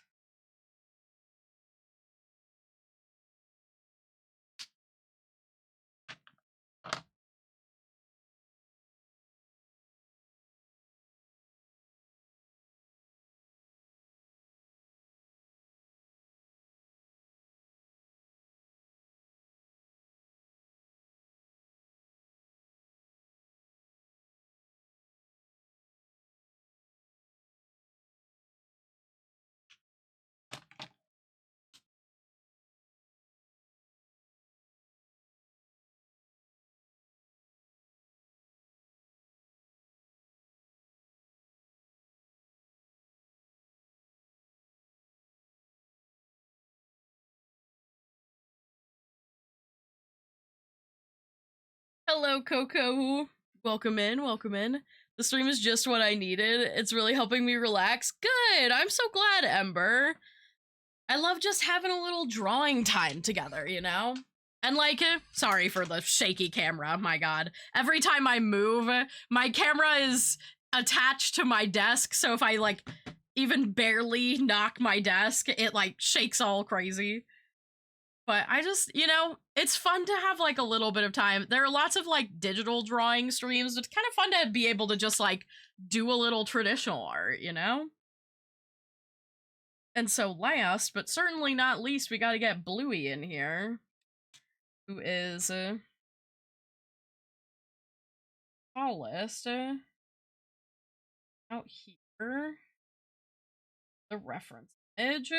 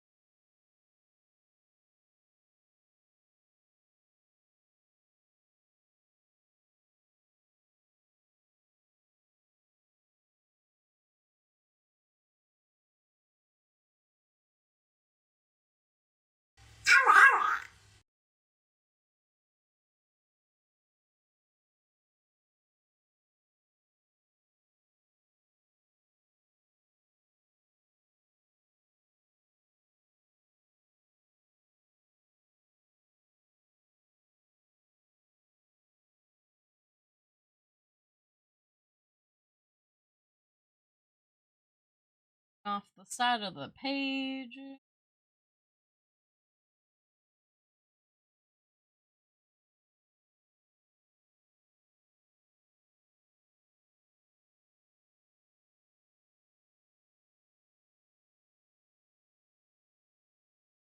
Leg.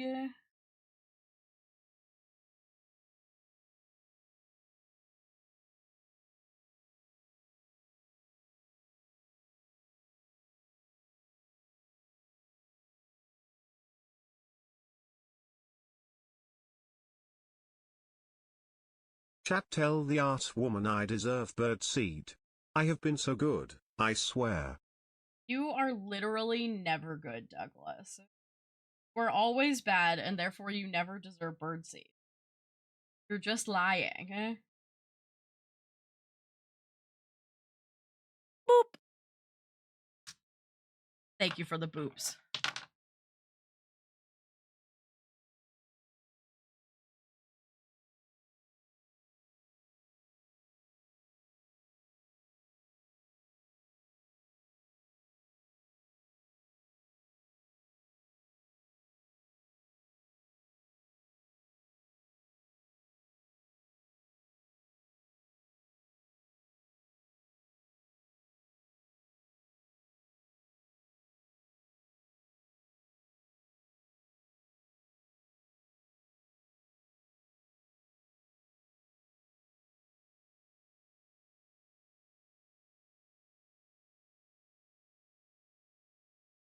Is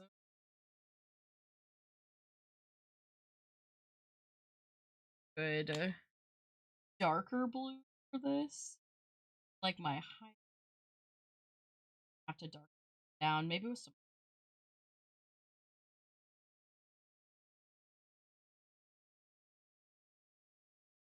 trying to make colors match with just highlighters is probably the most challenging portion of doing these pieces.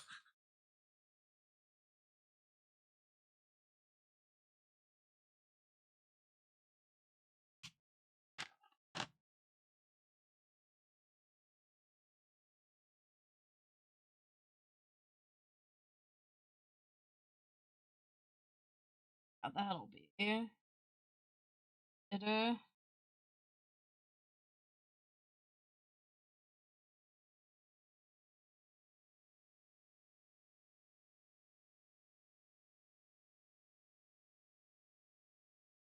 spot over here.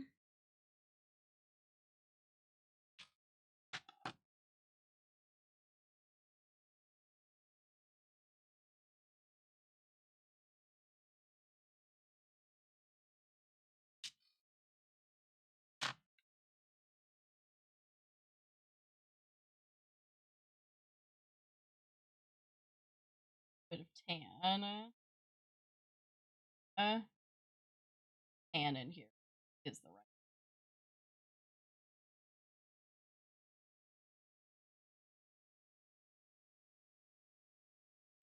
Bingo's like cream toned. They are not the same brown. This is like a really light blue. I don't think I have a highlighter that can approximate this light blueness. And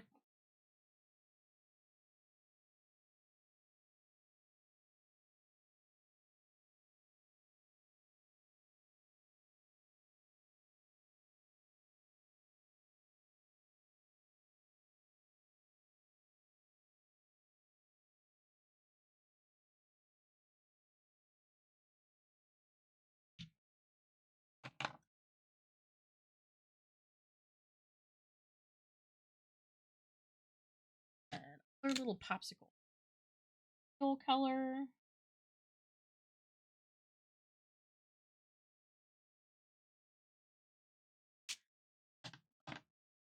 And I think we do blue.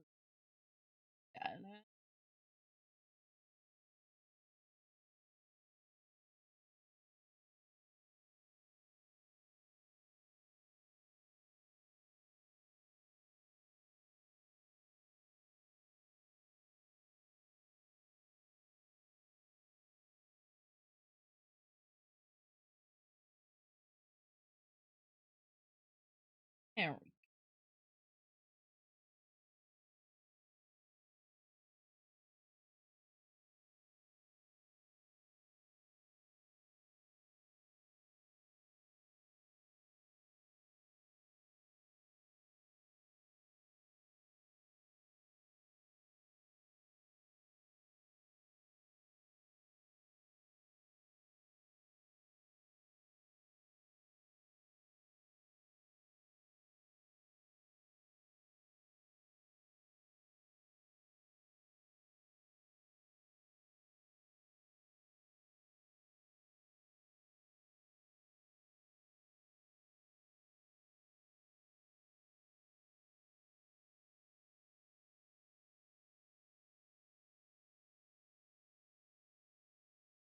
Highlights on the note.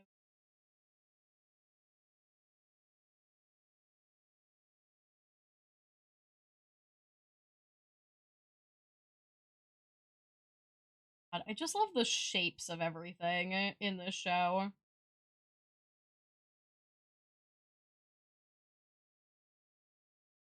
All just so shaped. My favorite thing, shaped things.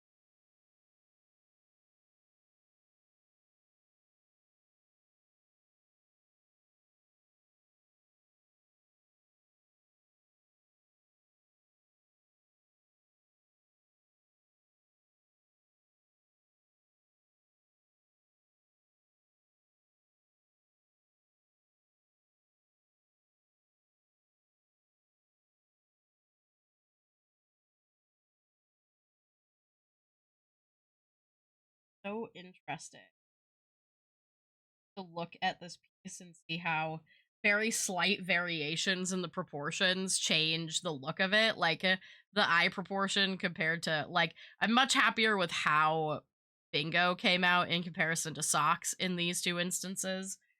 And I think Bingo is slightly proportioned more towards like my normal style of drawing. The eyes, I think, are a bit larger than the average Bluey. Like all the rest of them have their eyes a little smaller, but I like this one the way I've proportioned this one better, which is really interesting.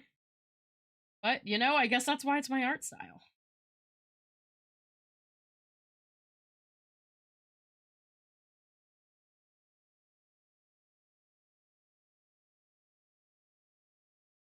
You know what? The nose is a little longer too, I just noticed, than like Muffin's here, for example. But Muffin has like a kind of short.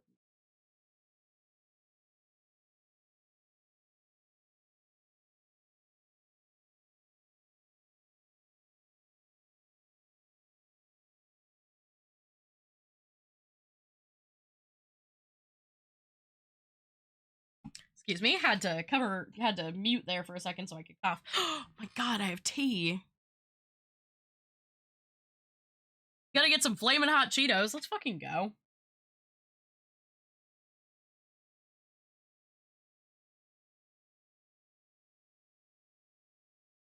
I'm going to be consuming so much soup. So much soup.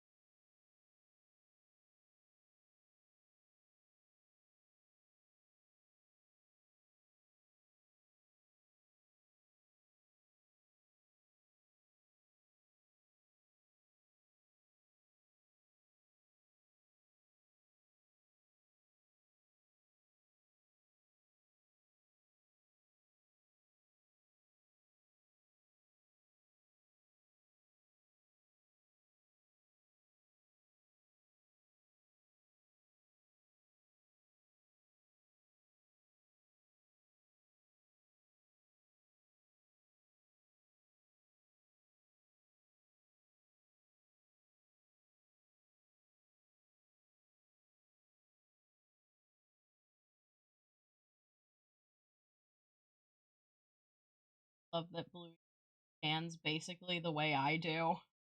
It feels very like second nature to me.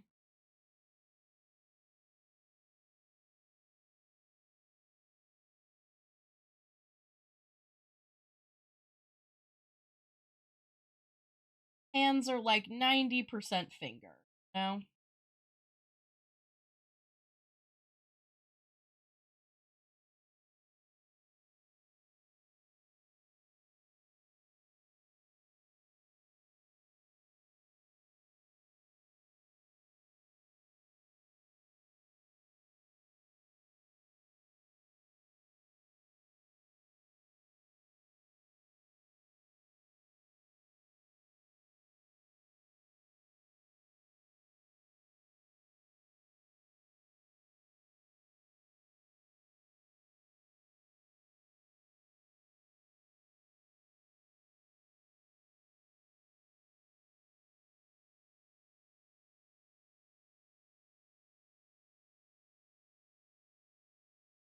Oh, I return. Welcome back. Thank you. Thank you for the Cheetos. We need a little Cheeto to keep us going during the stream for sure. Just a chill, relaxing art stream. That's the vibe.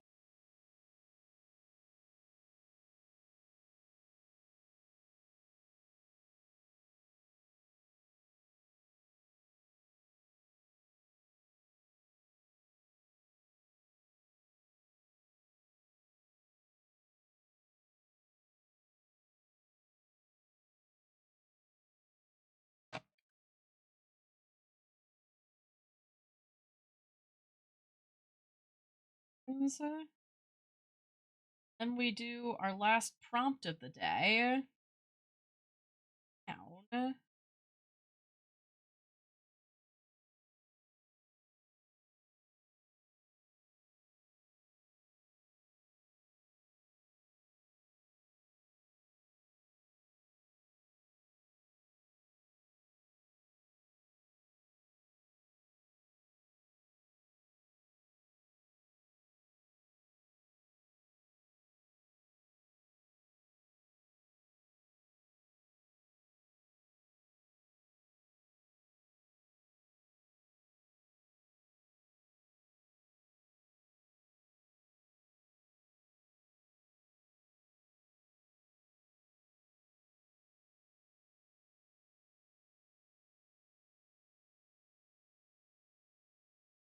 think it's really interesting how adding lines to this just like grounds it in it gives it true form, I guess.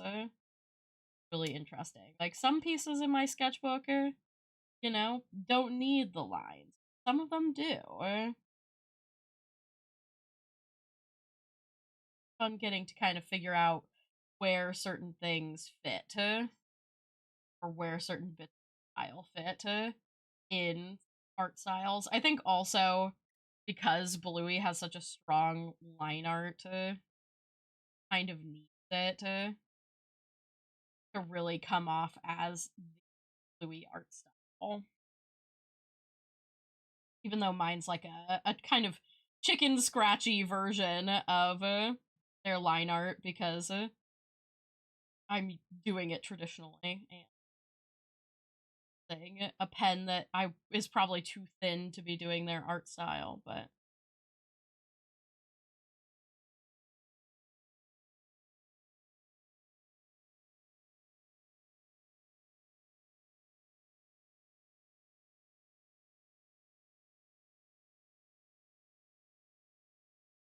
yeah. I'm gonna put a little bit more armor.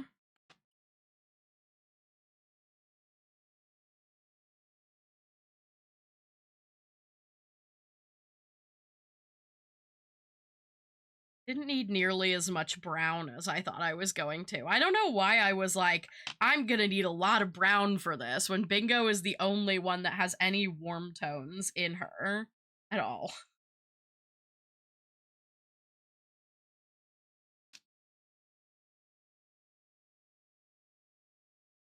Socks.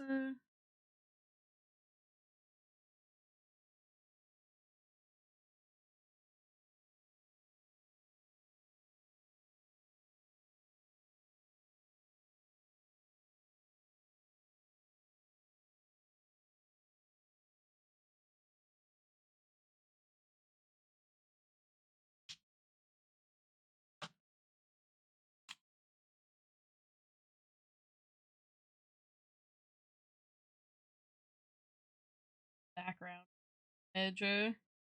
The beach day.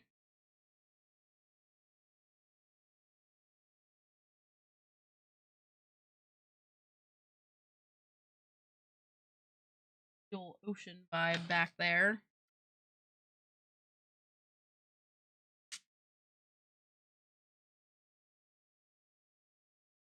I think that'll do it. Let me not overwork it.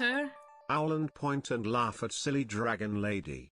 Do I look like I know what a JPEG is? I just want a picture of a goddamn hot dog. Hot dog. Hot dog. Hot dog. Hot dog. Do I look like I know what a JPEG is? Pause the music. I just want a picture of a goddamn hot dog.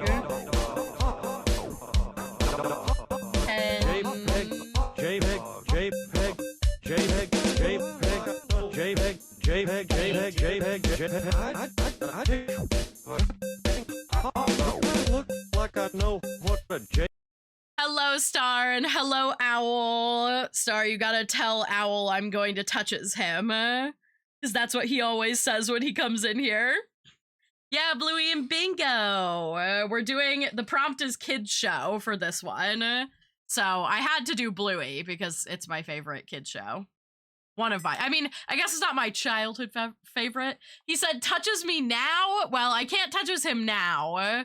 I'll touches him in several days. Yeah, not yet. Not yet.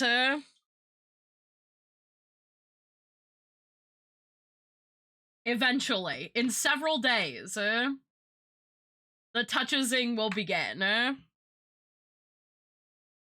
Going to touches, exactly. Going to touches. Okay. So that's our 28th. In several days, for several days? That's true. Yeah.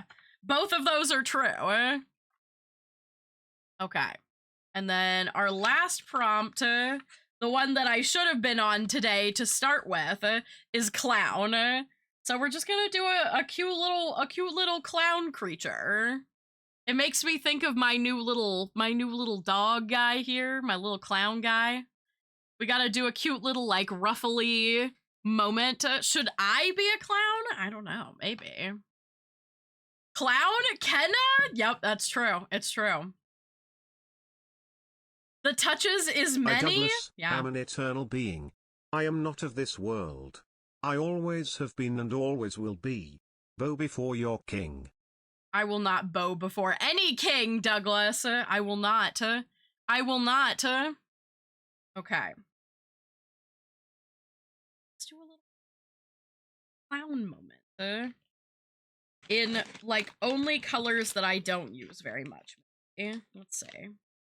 Ooh, maybe I do a CMYK kind of vibe, where we do, like, the really bright colors. That one, where's my, like, there she is. The highlighter yellow. Maybe I'll just do regular yellow, not the highlighter yellow. And maybe red?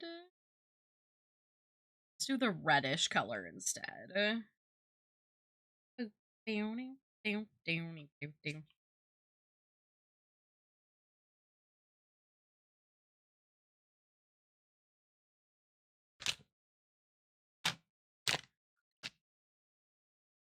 Okay. Let me put all these ones away. These ungodly bright colors. So kind of a... I think primarily, I think I want to do the...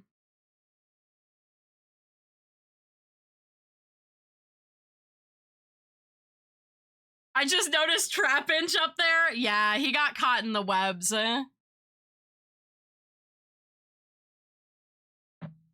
Trapinch is having a bad day. Maybe I want to do the pink color instead. That one's kind of cute. That's a bit more of the CM, the magenta color.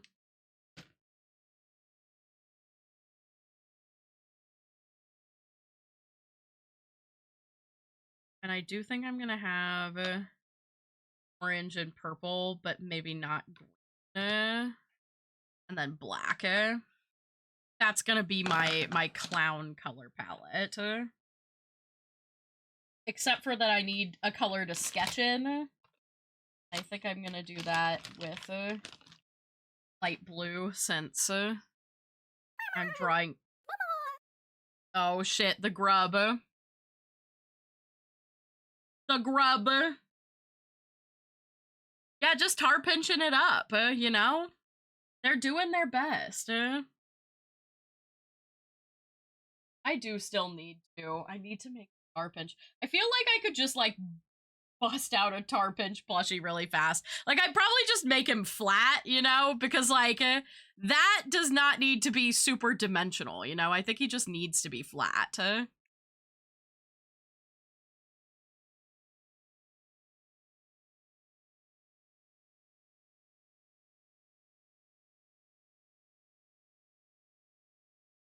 Cow. How? I need to... Okay, let me pull up... Cow. I'm pulling up... I'm gonna use Milky Tomatoes. Because they do so much cute clown art. want to kind of use their like stuff for clown inspiration.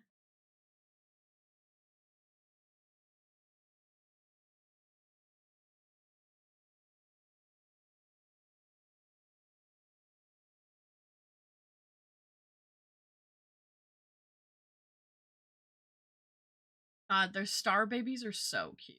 Okay.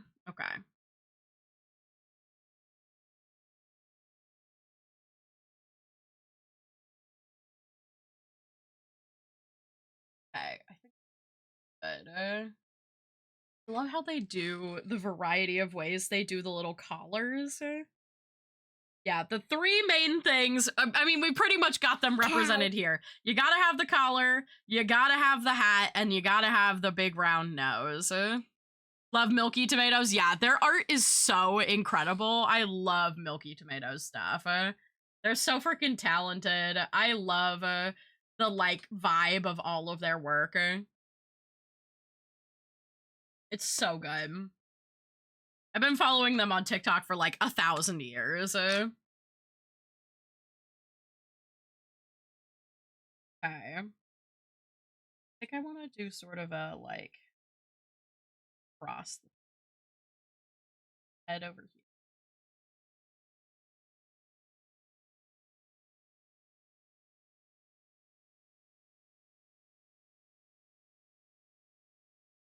Hat. Nose.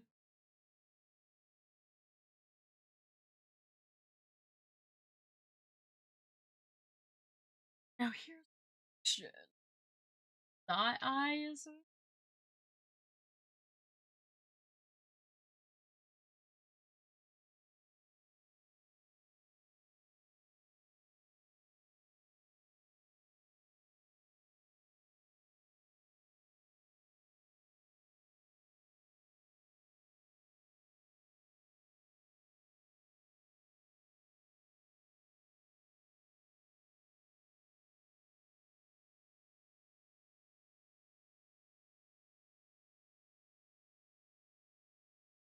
Ooh, and the hat can have stars on it.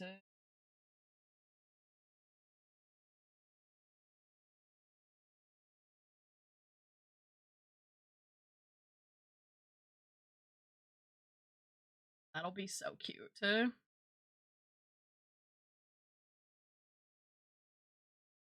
I want one of their keychains or stickers. I really want to get one of their camera keychains. I thought that was such a good idea. They're like magnetic camera keychains and you can open it up and you can like put little images inside. Oh, I love it. I think it's such a fun idea. Their creativeness inspires me. Also, I want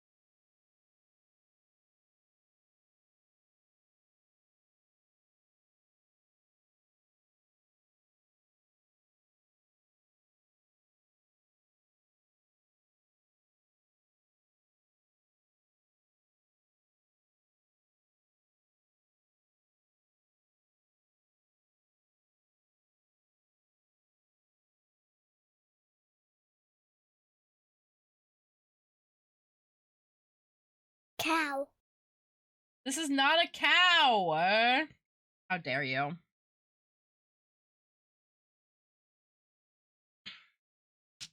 This is clearly a dragon, and you all know it, okay? Okay? You all know it.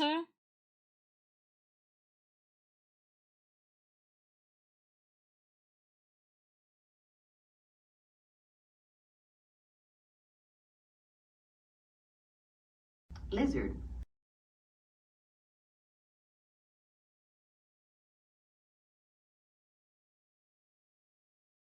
Lizard. I'm not a lizard. Lizard. Lizard. No, no. Lizard. Cow. No, we're not a lizard. Cow.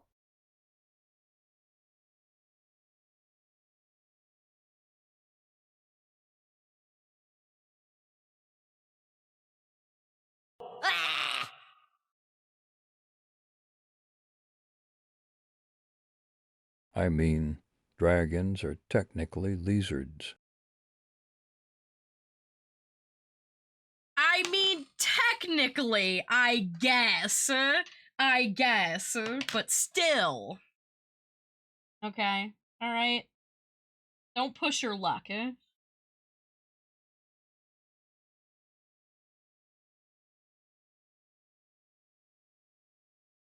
Cow.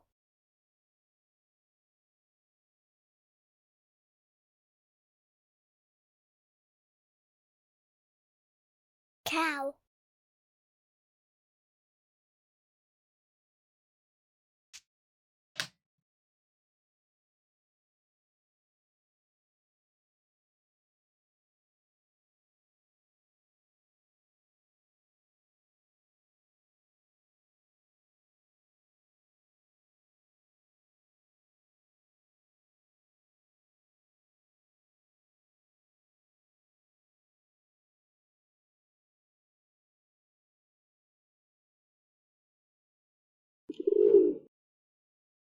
You can't spell clown without cow.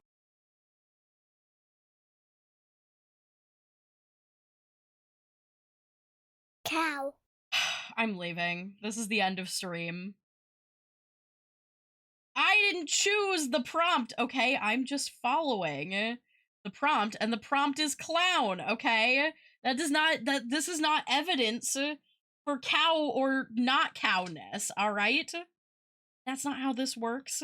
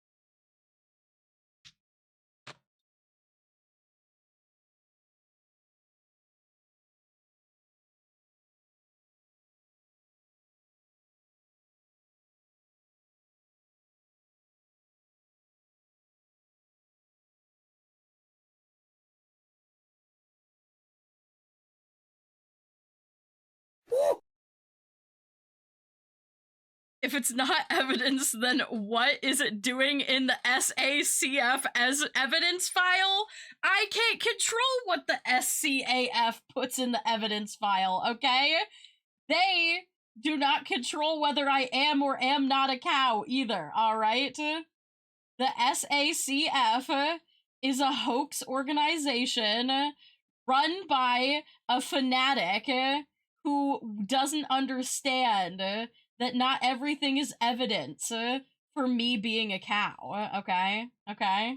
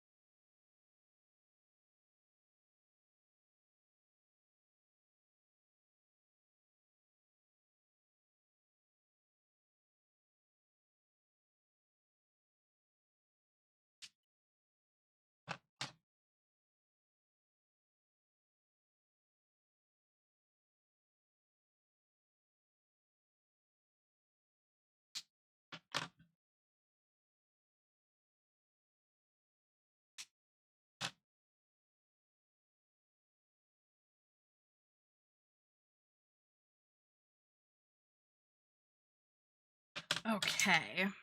Let's put some lines on this neon monstrosity, shall we? It's a Cow. blue lines kind of day today. Look at this cool bee I drew. Look at that cool bee. You guys better be drawing some cool bees if you be saying you drawing cool bees.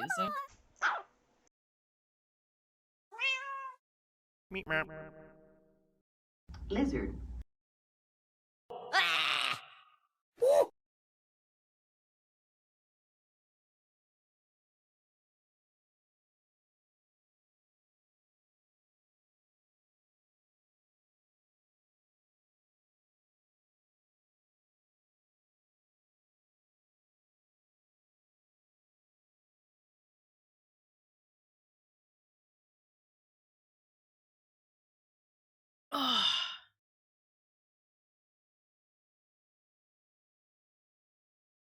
Here, let me pull up. Let me look at what you're missing.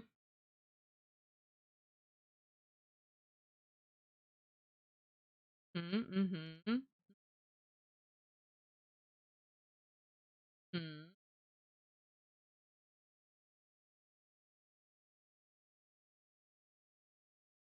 I don't have a problem, you're the problem.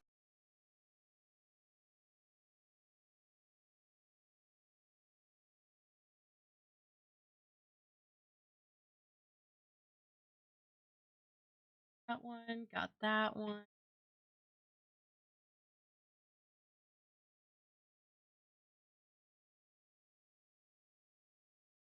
There should be a moo. You already have cow. You don't need moo.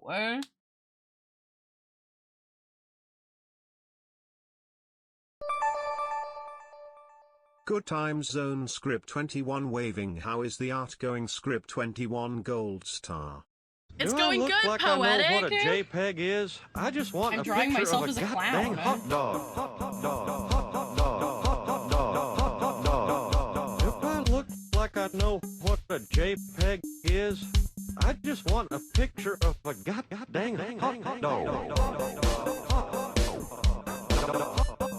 JPEG. JPEG. JPEG. JPEG. JPEG. JPEG. JPEG, JPEG, JPEG, I look like I know what a J. I'm kind of obsessed with how this piece is coming out, though. I'm not even gonna lie. Do I need a clown avatar, guys? Do I need? Maybe I can see if Poke has time to clownify my avatar at some point.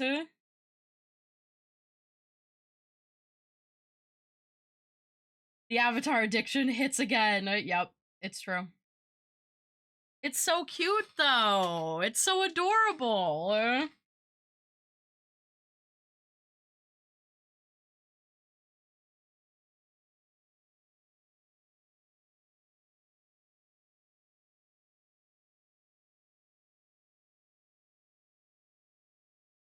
Also, once I'm done with everything from this, we're gonna have to go back through, because I did say that I was gonna take pieces from this entire sketchbook, and we were gonna make a mini zine out of it. So we have to decide as a community what pieces we like the best out of Art-Tober, so that I can make a little mini zine to distribute.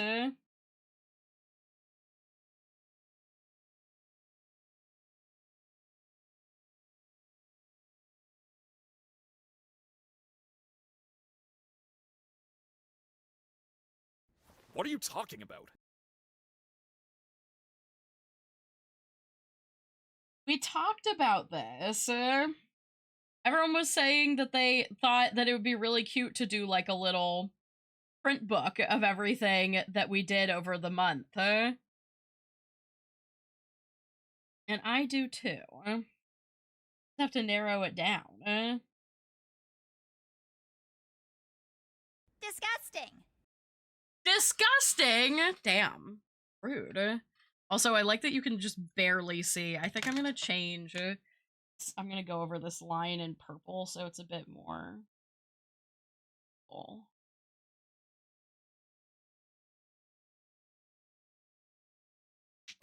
Made with all the love I'm legally allowed to give. I used to be indecisive, now I'm not so sure. I'm pretty sure if you're not sure about being indecisive, you've potentially become more indecisive, not less.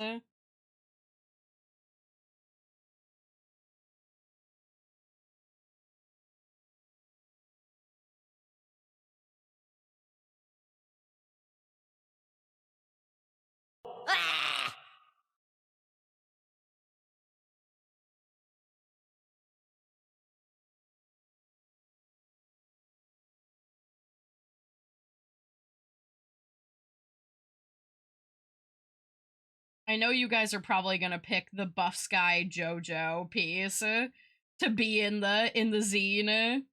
Everyone was obsessed with that one. I'm obsessed with it too, to be fair. It came out really good. You guys are just obsessed. Oh, I forgot here. Oops. Okay, I saved it.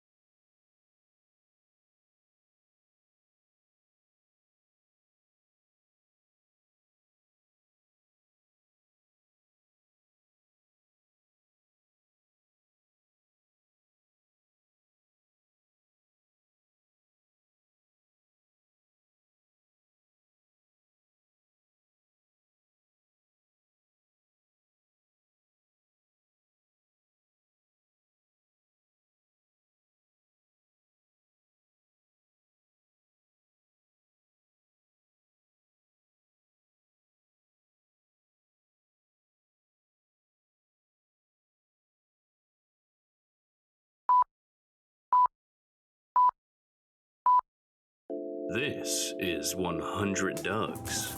Well, damn. This is 100 Skies. Wow. The Sky and Doug plush. One is enough, but 100 is also enough. Disclaimer, Sky T is not responsible for any arson the Doug plush causes. Guys, is 100 Doug plushies enough? What do we think? Do you think 100 Doug plushies is enough? Not so sure. As somebody who currently has in her possession 100 Doug plushies, I don't know if it's enough. I guess you guys will just have to go to skyt.com and order Doug plushies in order to find out if it's enough Dougs. No. There should be more of me. Always and forever. Yeah, of course, of course. I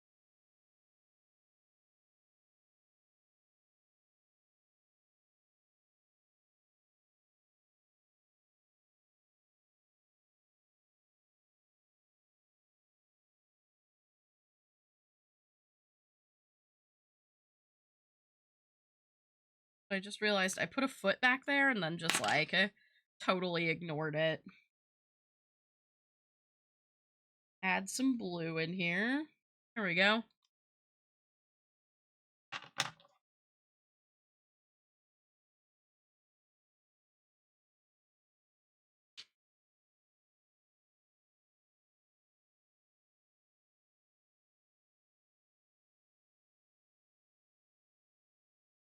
Just add a little line on this side, maybe.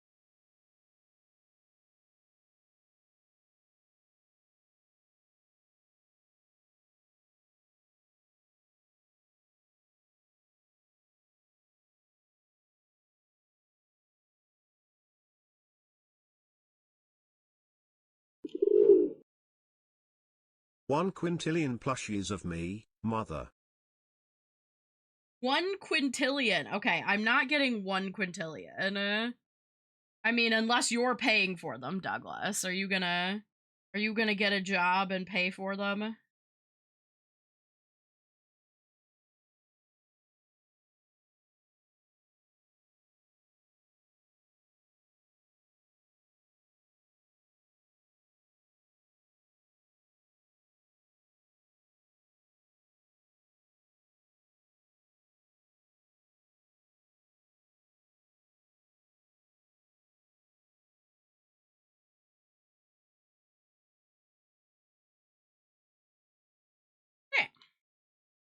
I think that looks pretty dang cute. A little bit more in the tail and areas where I kind of did a quick job. What is a job? Chat. Can I pay with seeds? Buy, the more she has to your make, credit there's card? A sale on all Sky tier plushies right now. Go get them, chat. That's true. There is a sale on Sky T plushies right now. So, if you were ever going to buy 100 Doug plushies, now is the time to do it. Especially if you need some plushies for the holidays. Boy howdy. Now's the time to get your plush.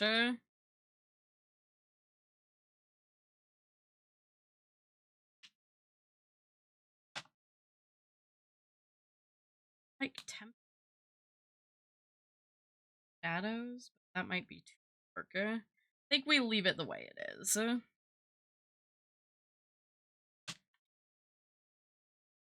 Little yellow in here for paw pads. There we go. But you know,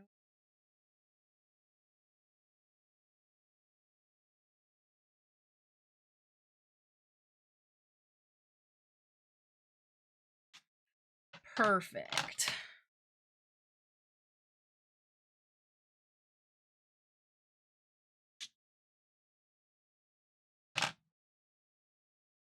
All right. All proceeds towards Doug plushies go to me buying more bird seed. Totally more bird seed, and not anything else.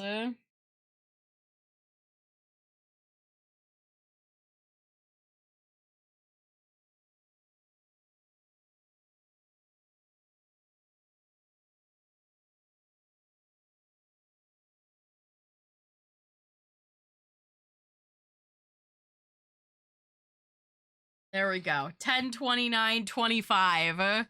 The most blindingly neon sky clown you've ever seen in your life. Oh.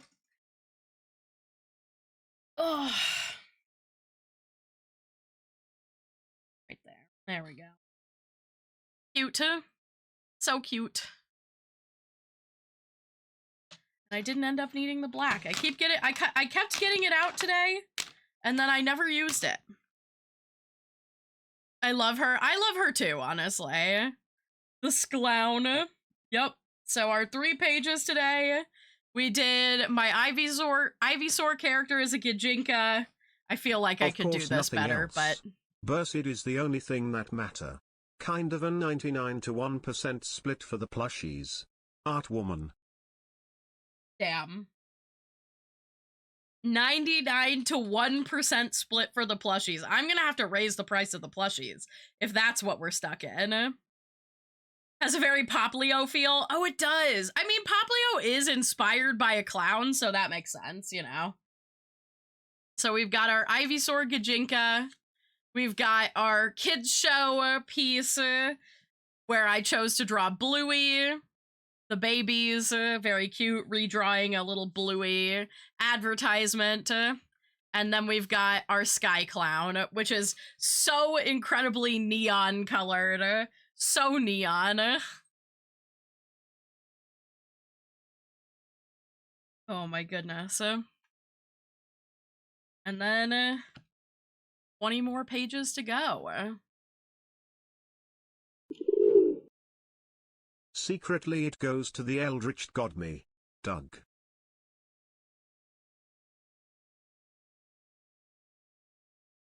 '19 and 20. Yep. So we have done more neon than the 80s. Oh, definitely more neon than the 80s.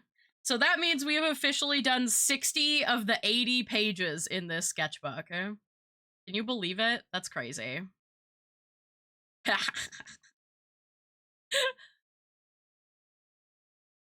Me when I forget there's a Sky Wawa in here. And it's just as ugly as all the other ones. Yep, the Handra Wawa.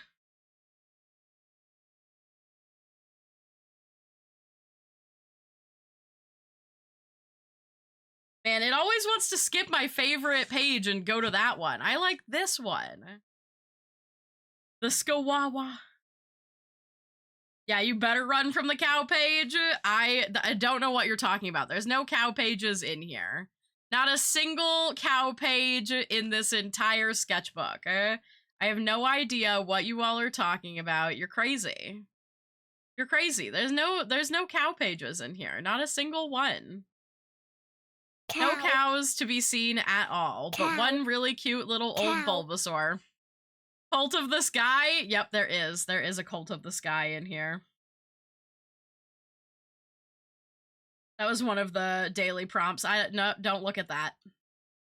Where's my goddamn Cult of the Lamb? Me when I forget where everything is in here. There it is. Cult of the Lamb Sky. I did see a cow. This is lies. No, there's no cows in here. You guys are crazy. There's no pages of cows in here. Not any cows. See, look at this. Look while I flip through here at a normal pace where there are no cows. Definitely no cows in this entire sketchbook. Not even one cow. Cow. I do like how you can kind of see how I've loosened up over time from the first page. I do still love this Newsin page, but like compared to...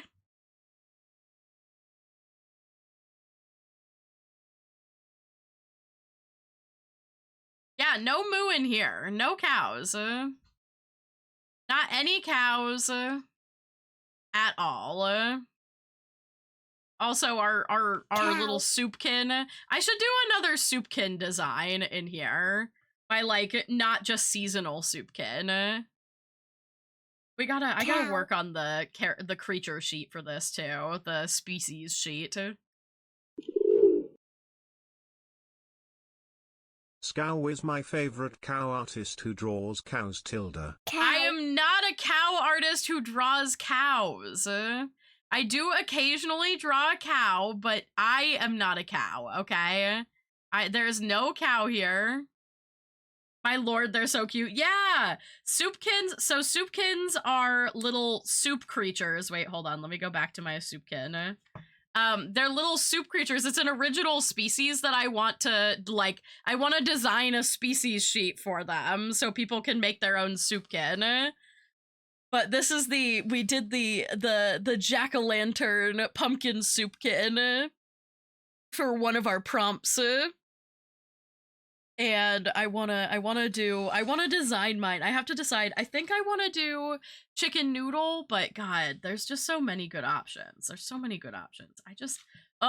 Guys, it's so satisfying. I get double dopamine from, I love doing the artwork, but I also just love flipping through this and seeing all the full pages. I was talking about this at the beginning, but like, I think because I have unmedicated ADHD and I'm very prone to like not finishing projects, it's very dopamine inducing to see how full this sketchbook is of stuff, you know? And I'm going to be very pleased when it is completely full, you know? You know? It's gonna be... I honestly do really love this fucking, like, fake Pokemon screenshot page. It's so silly. Really went all in on fried eggussy. Look, okay? This page was specifically, it's guilty pleasure. And so it's a screenshot from Food Wars. That I did a redraw. Glitter Frog again. We love Glitter Frog. Oh, at the very back. He's just hanging. Yeah, I bet. I mean, I'm glad I had fun working on it. I love anime food, dude. It's not fair that it looks so delicious, okay? It's not fucking fair.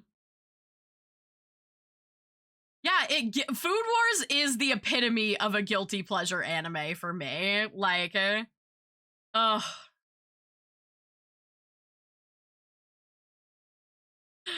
Oh my goodness. My boy, my baby boy. Funky werewolf. The food looks amazing, but also goddamn. Yeah, I mean, it is literally constant and endless fan service, but the food. I was talking about this earlier, but I also love anime that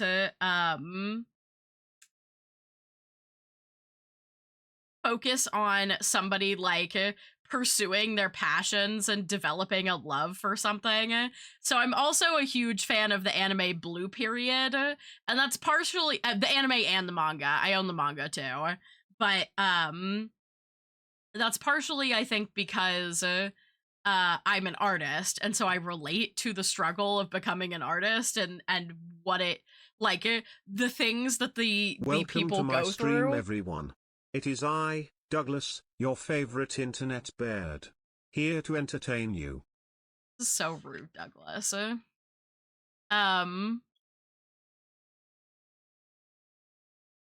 But like, I don't know, something about like animes where people just like pursue their passions make me want to just do things, you know? It fills me with like hope.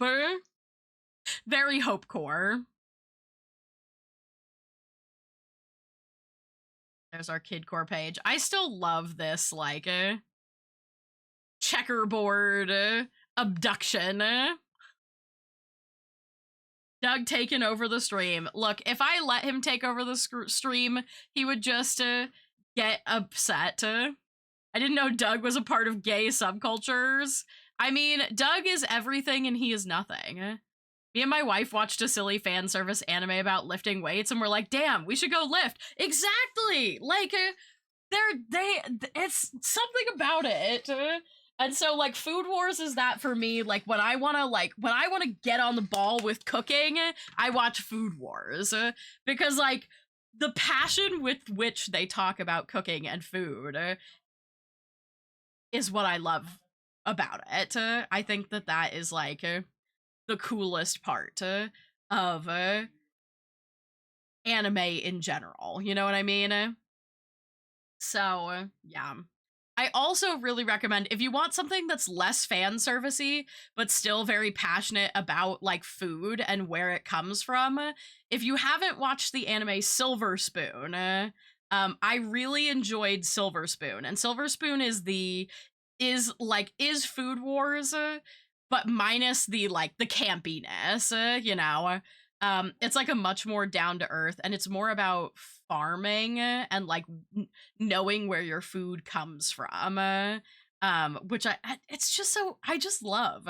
I love that with anime, there's somebody to talk about everything and anything, you know.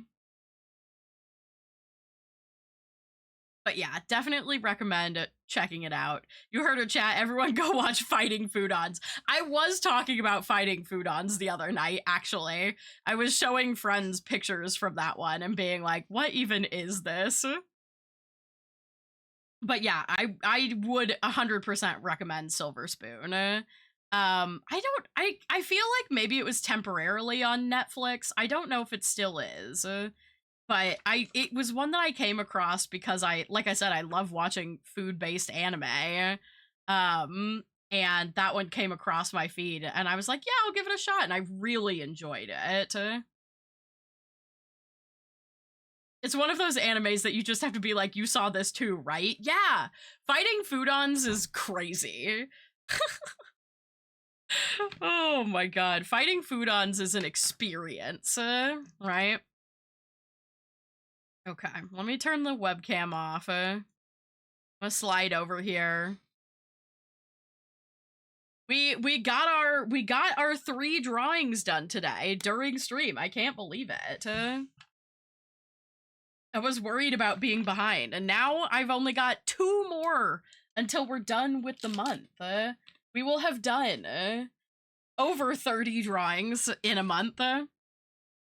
And I have really enjoyed this. I feel like I'm gonna continue to do like, if you guys are down for sketchbook content, I think I might continue to do sketchbook check-ins, right? Like, I don't know if I'll do them once a week like we've been doing, but I think it'd be fun to maybe do it like once a month or something. I've really, it's kind of fun, and it's a good way to kind of hold myself accountable to continue to work on them.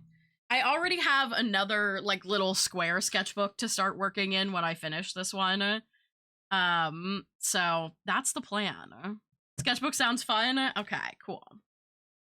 Maybe we'll just have like once a month sketchbook check-ins.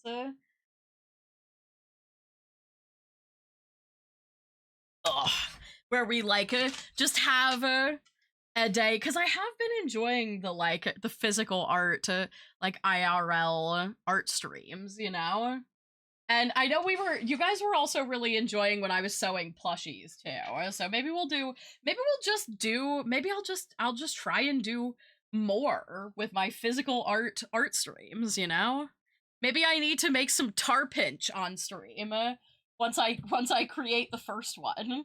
And then we could just make tar pinches together. The fact that this fleece that I have is so... What art supplies did you use in that sketchbook? It looks so smooth.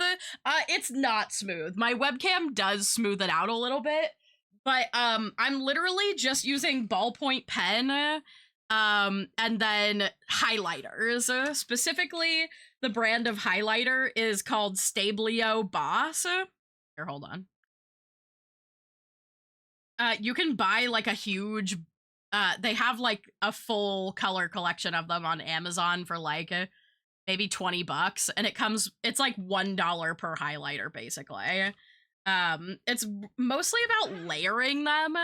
Like the more you layer them, the smoother they can get. But I like to use cheap supplies in my sketchbooks, so. But yeah, I would definitely recommend. They're really cool, and they're very portable, which is nice. I know a place that has no shortage of prompts. Oh, for drawing? What? Physical art's fun to watch for sure. Yeah, I think it's layer highlighters to stop it going streaky. Me? You're just gonna make me prompt lists, Fox?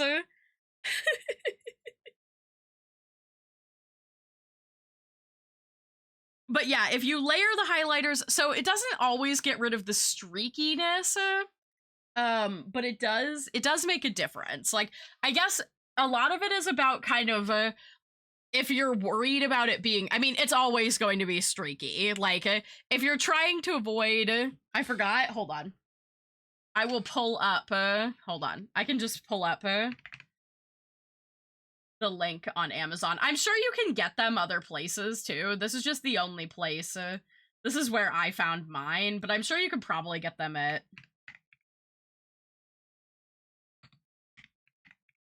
like office supply stores. I think I saw them. I actually think I got some of mine, the brown set that I have, I got from Target. Just in the, here it is. Oh, it's more expensive than I thought, but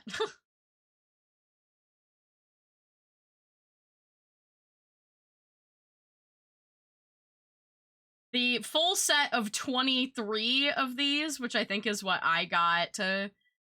I originally got these for bullet journaling, but there's oh god, that's a fucking wall of text. But that's a link to the that's a direct link to the set that I got of highlighters. But you can get smaller sets of them too. That's just like every fucking color basically.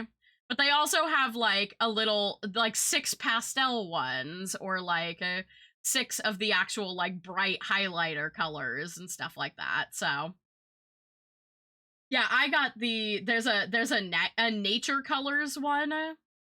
I found that at Target. That was like a set.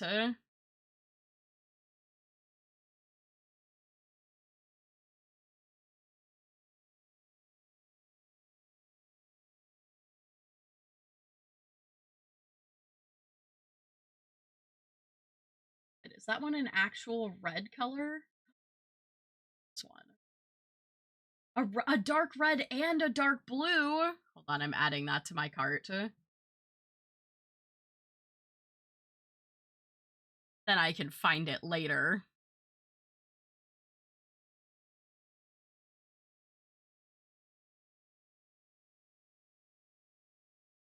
What's bullet journaling? Bullet journaling is like, how do I explain it? It's monthly journaling, so like you basically set up layouts every month that are the same things, and it's very customizable, but it's like it's a form of journaling for people who don't like to just like sit and write about how they feel in a day. So like when I was bullet journaling frequently, I haven't done it in a while. But I was doing it for like a solid 6 months before I like got too busy to keep up with it. But you set up layouts, and then like you have like I would like have a page for writing down my dreams, like short synopsises of dreams that I had, and a page for like there are like trackers, so you can write down like about how like put little color coordination about how you feel and stuff like that. It's when you take a journal and fire it in a random direction at around 3 a.m. Wow. If you just like look it up on YouTube, there will be people that can explain it better. I fell into it when I ended up on bullet journaling TikTok, and I was just like, oh, this is so cool. It's really interesting. But it's literally like journaling for people who don't want to sit and like write like long amounts of stuff in a journal, but it's really fun. I really enjoy it. I just haven't had the time to like I think it'd be really cool to find. I think what I'd like to do is make like, rather than trying to do it like hand draw it all, I think what I'd like to do is make myself a digital version of my bullet journals that I could like print out and fill out in a month, because I think it was never the like daily journaling that was the issue for me. It was spending the several hours to create to lay out the format each month that ended up stopping me from doing it. So I think if I make myself, like if I digitize what I like to keep track of, I think that and then print it out each month and like 3-hole punch it and like put it in a cute binder, that might be I might try that and see if it keeps going. I've been doing a 2025 journal just to remember the chaos of the year. That's awesome. See, like, I love the idea of journaling, and I've tried to journal several times, but like, I just, I'm like, I don't know. When I have to sit and think about what to write, like most of the time when I'm writing, I am only writing when something bad is happening and I want to remember it. You know what I mean? But like, I would do basically for my bullet journal, I would have like a section that was like a synopsis of my day, right? Like, so it would be like my day in a line, in one line, so that I could write about it, but not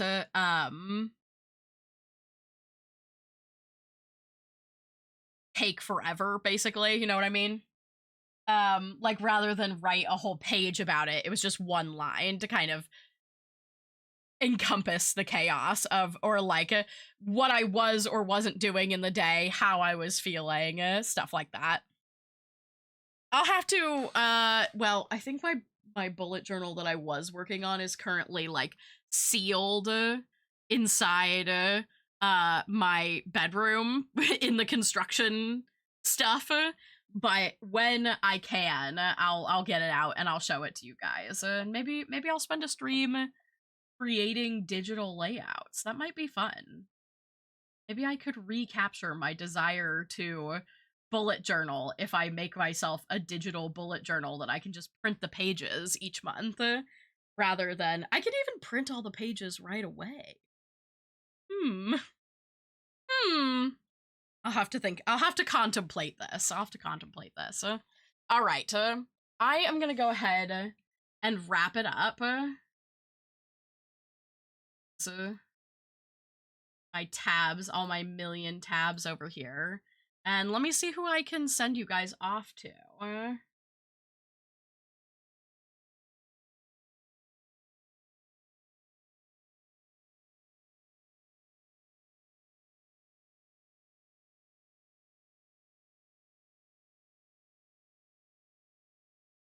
Lizard.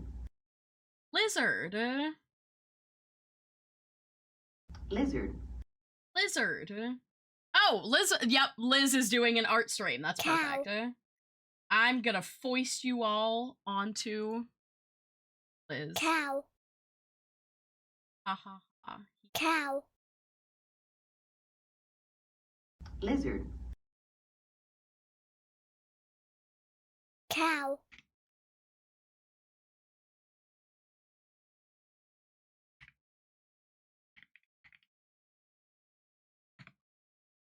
There we go.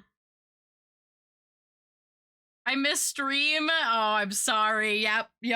We've gone over 3 hours, and unfortunately, I've got more stuff I have to do. So we gotta wrap it up at 3. So let me get. We're just gonna do a little art raid.